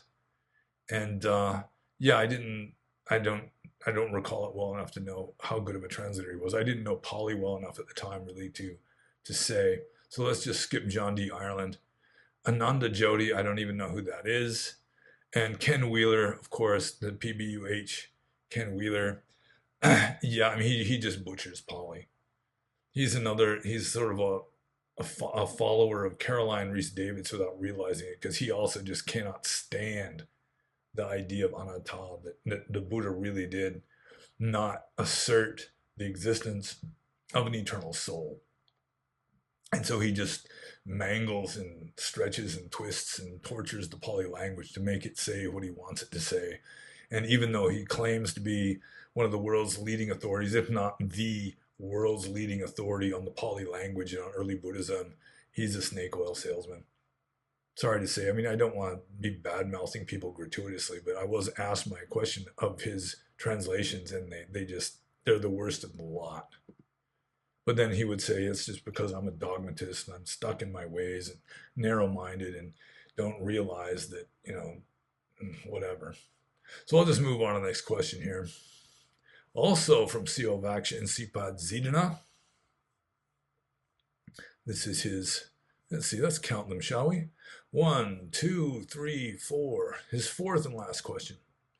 In Samyutta Nikaya 12:15, the Buddha says, this world, Kachana, for the most part, depends upon a duality, upon the notion of existence and the notion of non-existence. But for one who sees the origin of the world with wisdom, there is no notion of non-existence in regard to the world. And for one who sees the cessation of the world with wisdom, there is no notion of existence in regard to the world. All exists, Kachana. This is one extreme. All does not exist.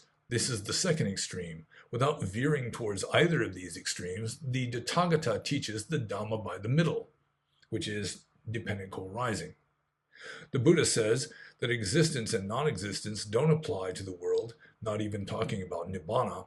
I know Nagarjuna has something to say about this relating to dependent origination and emptiness, but I'm not sure. What are your thoughts on Buddha defining this as right view here, and what does it mean? Well, we're getting back into Nagarjuna and Madhyamaka, so the fez goes back on.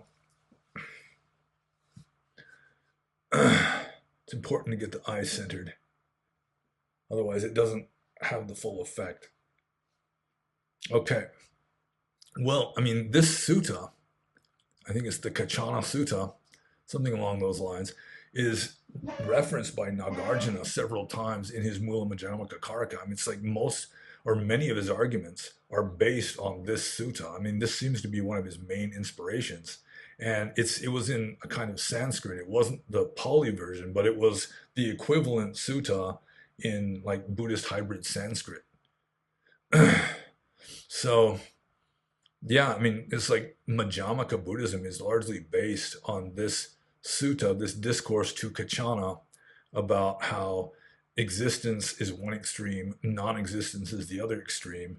And so the Tathagata teaches the Dhamma by the middle, which is dependent co-arising. And then also there's a similar sutta that I've referenced a number of times, at least on my blog, called The Cosmologist. I think Bhikkhu Bodhi's translation, it's called The Cosmologist. It's in Bhikkhu Bodhi's translation of the Samyutta Nikaya. I think it's the same Samyutta as this one is in. And there's four things. This worldly philosopher, he comes to the Buddha and he asks him, I mean, pretty much the same with regard to Kachana, does everything exist? And the Buddha says, that's the first philosophy of the world. And then he says, well, then does everything not exist? And then the Buddha says, that's the second philosophy of the world. Then the worldly philosopher says, well, then is everything a unity? And the Buddha says, that's the third philosophy of the world. And then the worldly philosopher says, well, then is everything a multiplicity? And the Buddha says, that's the fourth philosophy of the world. And then he teaches those are all extremes. And the Tathagata teaches the way by the middle, which is dependent co-arising. And then they got the stock formula of the 12 Nidana theory stuck at the end of the sutta, which just pretty much is incongruent with the very idea that multiplicity is an extreme view. Because, of course, the 12 Nidana theory is multiplistic, if that's a word. It just takes for granted multiplicity. And the Buddha had just said that multiplicity is an extreme view that the Buddha doesn't follow. He goes between extremes using dependent co-arising. So let's see here. Let's see.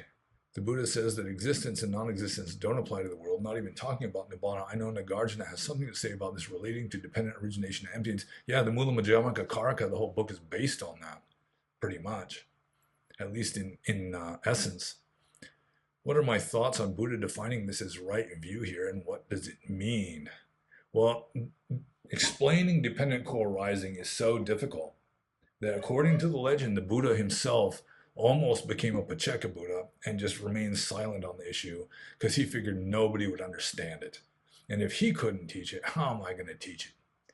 And it's like, I think he was right because nowadays almost nobody understands dependent co-arising. It was like early on, monks that didn't understand dependent co-arising just slapped together this 12 Nidana theory and just took this verbatim and just stuck it in like a module into these suttas about dependent co-arising or paticca samuppada.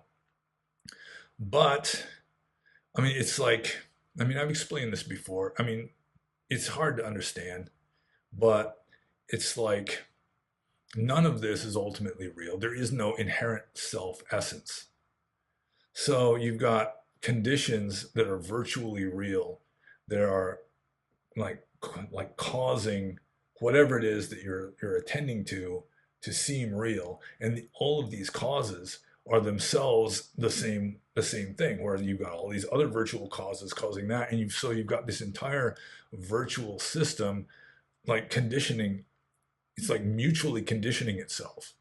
You know, every single part is being conditioned by all the other virtual parts, and none of it is ultimately real to the extent that none of it has any inherent self essence. And it's very hard to understand. It's very hard to explain. But maybe if you read the Mula Madhyamaka Karaka, a good translation of it, I guess one translator is David Kalupahana. I think he's Hawaiian. And he tries to translate it more or less in accordance with Theravadan philosophy.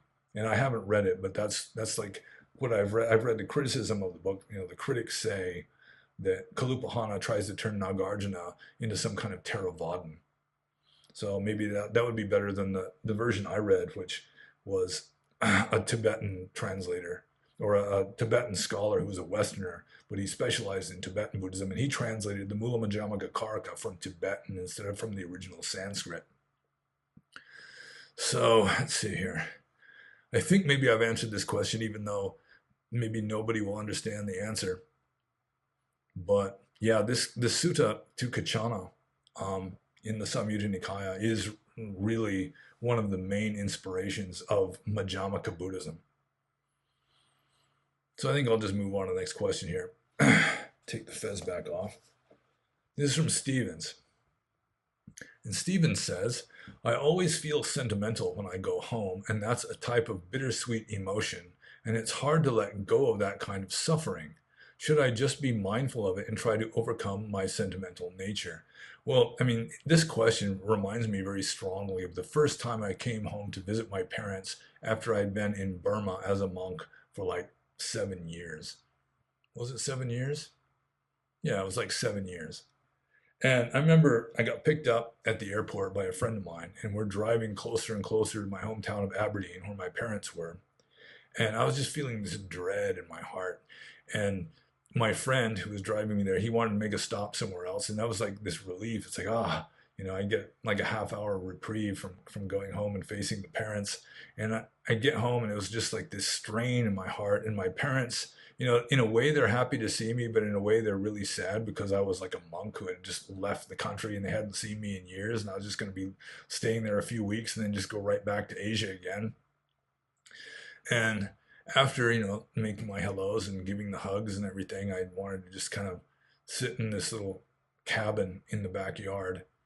And I just cried my eyes out. I just these racking sobs. And I really didn't understand why. It was mainly just kind of the pain I knew was in my parents from missing me and loving me, and I'm gone and I'm a monk who has renounced the world and everything. So I can relate to this question. It was like a really intense kind of sentimentality where I was just like boo-hooing all over the place back there in the cabin. Um, so the question here is, should I just be mindful of it and try to overcome my sentimental nature? Well, that's two different things. I mean, be mindful of it, yes, but you don't necessarily try to overcome it. I mean, like struggling against it just reinforces it. So just being mindful of it is good enough. Whether it stays or goes is irrelevant so long as you're mindful of it. So I guess that's a good enough answer for that one, I hope. Should I just be mindful of it and try to because you shouldn't be goal oriented in your Dhamma. Just be mindful of what's going on right here, right now. Be here now, as Ram Dass used to say, and let the future take care of itself. So don't try to overcome your sentimental nature so much as just understand it thoroughly. Sort of like J. Krishnamurti used to say. Just be aware of the way things are. Don't set up some kind of idealism against the way things actually are, because the way things actually are is going to win. You try to live according to an ideal, according to Krishnamurti. It just causes you to become dishonest. You become a hypocrite because you can't live up to your ideals. And then, I mean, even early Buddhism, the Atthakavagga says this too. If you're setting up this system that you're supposed to follow, then you're setting yourself up for failure. And then there's all this remorse and self-rebuke and so forth that is just better off avoided. So just be mindful of it. And that's just the way it is. If you've got a sentimental nature, then that's just the way it is. Just be mindful of it. And if the mindfulness weakens it, then that's okay too. So I'll just move on to Stevens's next question here. Did we ever hear vivid accounts of the times you tried psychedelics, and what was that like for you? It seems many Western monks have tried it in their explorations of reality before ordaining. Can we hear your stories about what that was like for you? And did it do anything for you, or did you get any realizations from it? Well, we've already gone over 2 hours, so I can't really go into like explicit details, lots of stories, which I could do, I suppose. Oh, excuse me. Thanksgiving leftover burps. Gotta love them. But yeah, I think most of the men of approximately my age who were ordained as monks had previously taken psychedelics.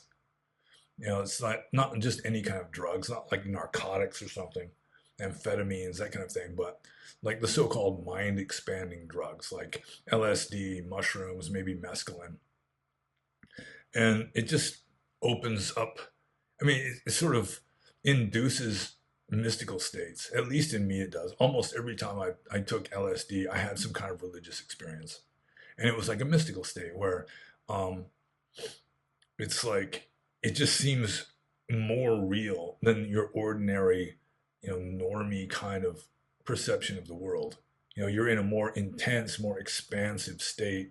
It's sort of like Jesus says in the Bible, you must become like a little child to attain the kingdom of heaven. And it's, in a way, it does make you like a little child because it's sort of breaking down this, these habitual approaches or habitual views that you have towards the world. It's like you're seeing everything for the first time and you're just wide awake, and like 5 minutes can take an hour to go by, that kind of a thing. And just because it causes you to become more conscious, more aware, in a way more wise, even though you might be stumbling around and people might think that you're completely messed up, still, I mean, you're seeing the world from a different direction, and it just gives you this insight that the way you usually look at the world isn't the only possible way, and it's not even necessarily the best way. So then that inspires the person to like try to cultivate these expanded states without the chemicals, which leads them to meditation, and then which leads them, if they're serious about understanding reality, then it leads them to Buddhism and ordination and just really going for it and trying to cultivate this expanded higher state of consciousness without having to take the pill or the little square of paper or whatever it is. So, can we hear your stories about what it was like for you? Uh, see, did it do anything for you, or did you get any realizations from it? The main realization is just that, the normie way of looking at reality is not the only way, and it's not necessarily the best way of looking at the world. And then from that, it inspires you to look for, to cultivate these expanded states or these mystical states or whatever. And I don't think it's necessary for me to go into stories about specific trips I have taken. And we just kind of don't have time for it, I guess. Maybe, I mean, I'm pretty sure I have done videos just specifically about drugs. And some people will say, like my father, drugs are just an escape from reality. But I mean, the way we ordinarily see the world isn't reality. And also, some people will say, well, it's just drug induced, these experiences you're having. But that reminds me of um, it's my favorite novel is Dostoevsky's The Idiot. And there's this scene where he's the idiot, Prince Mishkin. He's walking through St. Petersburg, I think, and just thinking that he has these mystical states right before he has an epileptic seizure. He's got epilepsy, and he just has these seizures sometimes. And it's like right before the seizure, there's like this split second when everything is just beautiful and perfect and God. It's just like perfection, just mystic perfection. And then comes the seizure and the darkness and the horror and the misery and all that. But he says that that one split second makes it worth it. And there have been times when I was meditating when, I mean, just years of just struggling and floundering and just being unhappy and so forth was worth that 5 minutes of meditation. I mean, you get into these expanded, just crystal clear states that are just, they're beyond words. But anyway, getting back to the idiot, he was saying that, some people would say it's just the symptom of a sickness. And he's saying, even if it is the symptom of a sickness, it's still, I mean, so what? It's still just this indescribable beauty and perfection and just holiness. And if it's drug induced, I mean, again, it's like, so what? I mean, it's like drugs or chemicals in our brains are making us see this stuff too. And your brain is not designed for you to experience reality. Your brain is just designed to get you alive, keep you alive long enough so that you can make babies, and preferably in such a way that your babies live long enough to have babies of their own. So I guess I've explained enough of that for now. I mean, if you look through my blog, well, maybe not my blog, or the YouTube channel, I'm sure you could find like at least something I've done specifically on the topic of psychedelics. And maybe it's time for me to do another one with maybe some special guest who has also been a druggie or something in his youth. So I'll just move on to the next question here. This is from Yuga U. And Yuga U says, hello, can you please explain if and how does deep meditation help with pain and sickness? The other day I was in public transport and I felt really sick, like I was going to puke. Probably got something from little kids, but then I focused on my breath and felt joy and happiness, and it subsided. Well, I think there's two ways that deep meditation can help with pain and sickness. Um, One way is just if you meditate a lot, you're more sensitive to like what's going on in your body, and you can sort of you've got more like balance in your system. Like your energies are more balanced, and it just helps you not to get sick to begin with. That's my experience. Like if you're doing regular meditation, you're less likely to catch colds and so forth, or just less likely to get sick in general. It still happens. I mean, even the Buddha got sick sometimes, but still, I mean, you can sort of any psychosomatic effects that can make it worse or even cause it outright, that is reduced and less likely to happen and be a factor. But also, I found that, like with regard to nausea, and nausea is just really icky. It's worse than ordinary pain, as far as I'm concerned. That if you're mindful of it, you realize that at least half of the misery, half of the ickiness of it, at least half, is just you like having aversion for the nausea. So if you can be mindful of the discomfort, the nausea, the pain, whatever it is, then it just makes it a lot easier. I mean, it can be difficult sometimes if your mindfulness isn't very good. Looking at nausea through a kind of magnifying glass just might make you feel even worse. So it's tricky, but if you can get through that, and just be okay with it. Just feel how it feels and just accept the way it feels, then most of the ickiness of it is just you like not wanting this, just desiring it to stop. So if you can just accept it and just experience it as it is, then it's going to very much attenuate the the suffering or just the general ickiness of the experience. So I think I'll just move on to the next question here. And we're getting down towards the end. I'm happy to say, not that I don't like answering questions, otherwise I wouldn't be doing this, but still, I try to avoid 3-hour long Q&A sessions. So anyways, this next question is from Mogambo. And Mogambo says, hello, Panyo. My question is about the 5 aggregates. Is it only applicable to living creatures, or do they increase or reduce depending on the complexity of a creature, thing, matter? What about planets, galaxies, and universe? Do they have aggregates, or do you consider them only matter?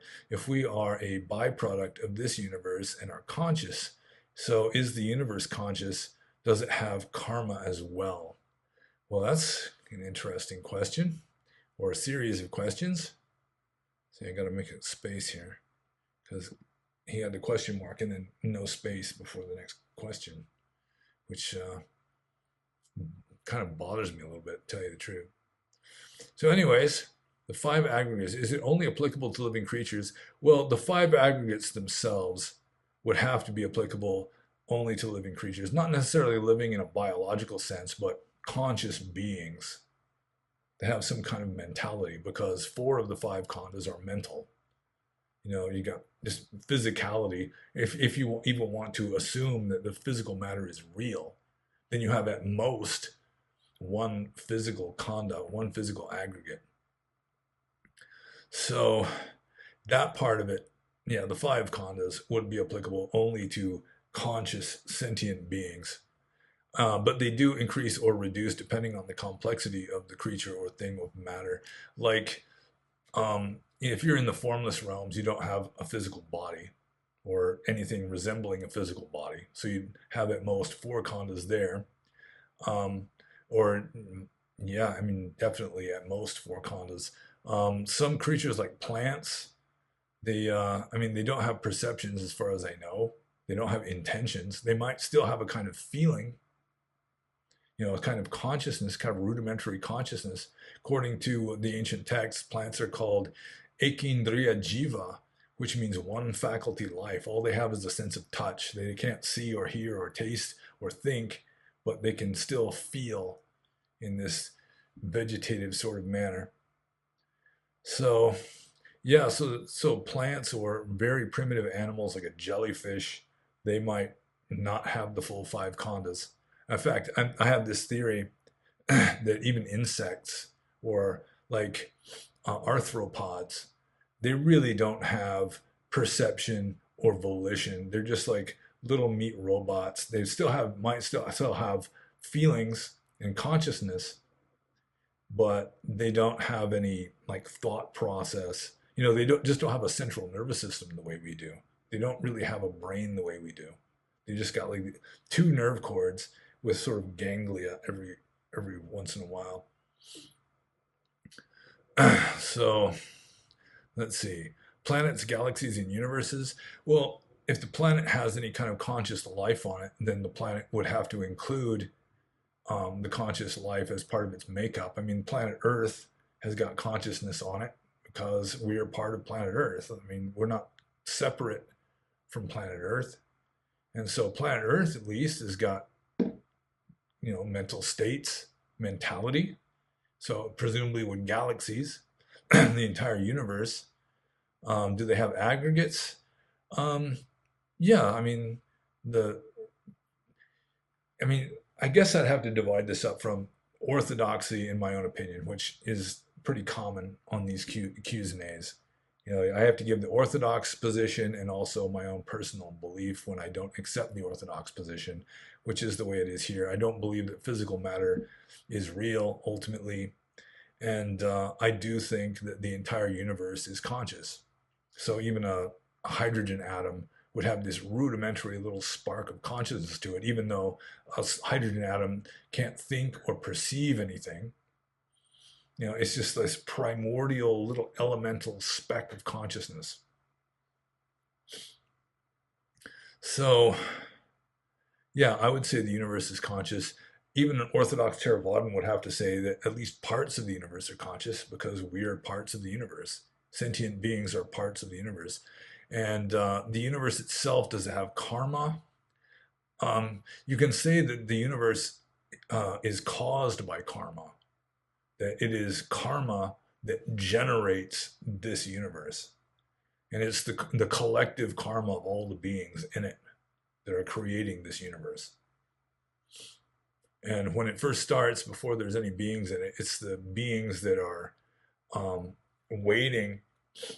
I mean, they might not know that they're waiting, but they are essentially waiting to inhabit this universe after it has reformed, after it was destroyed in a previous cataclysm. So, yeah, I would say the universe is more conscious than an Orthodox Theravadan would say.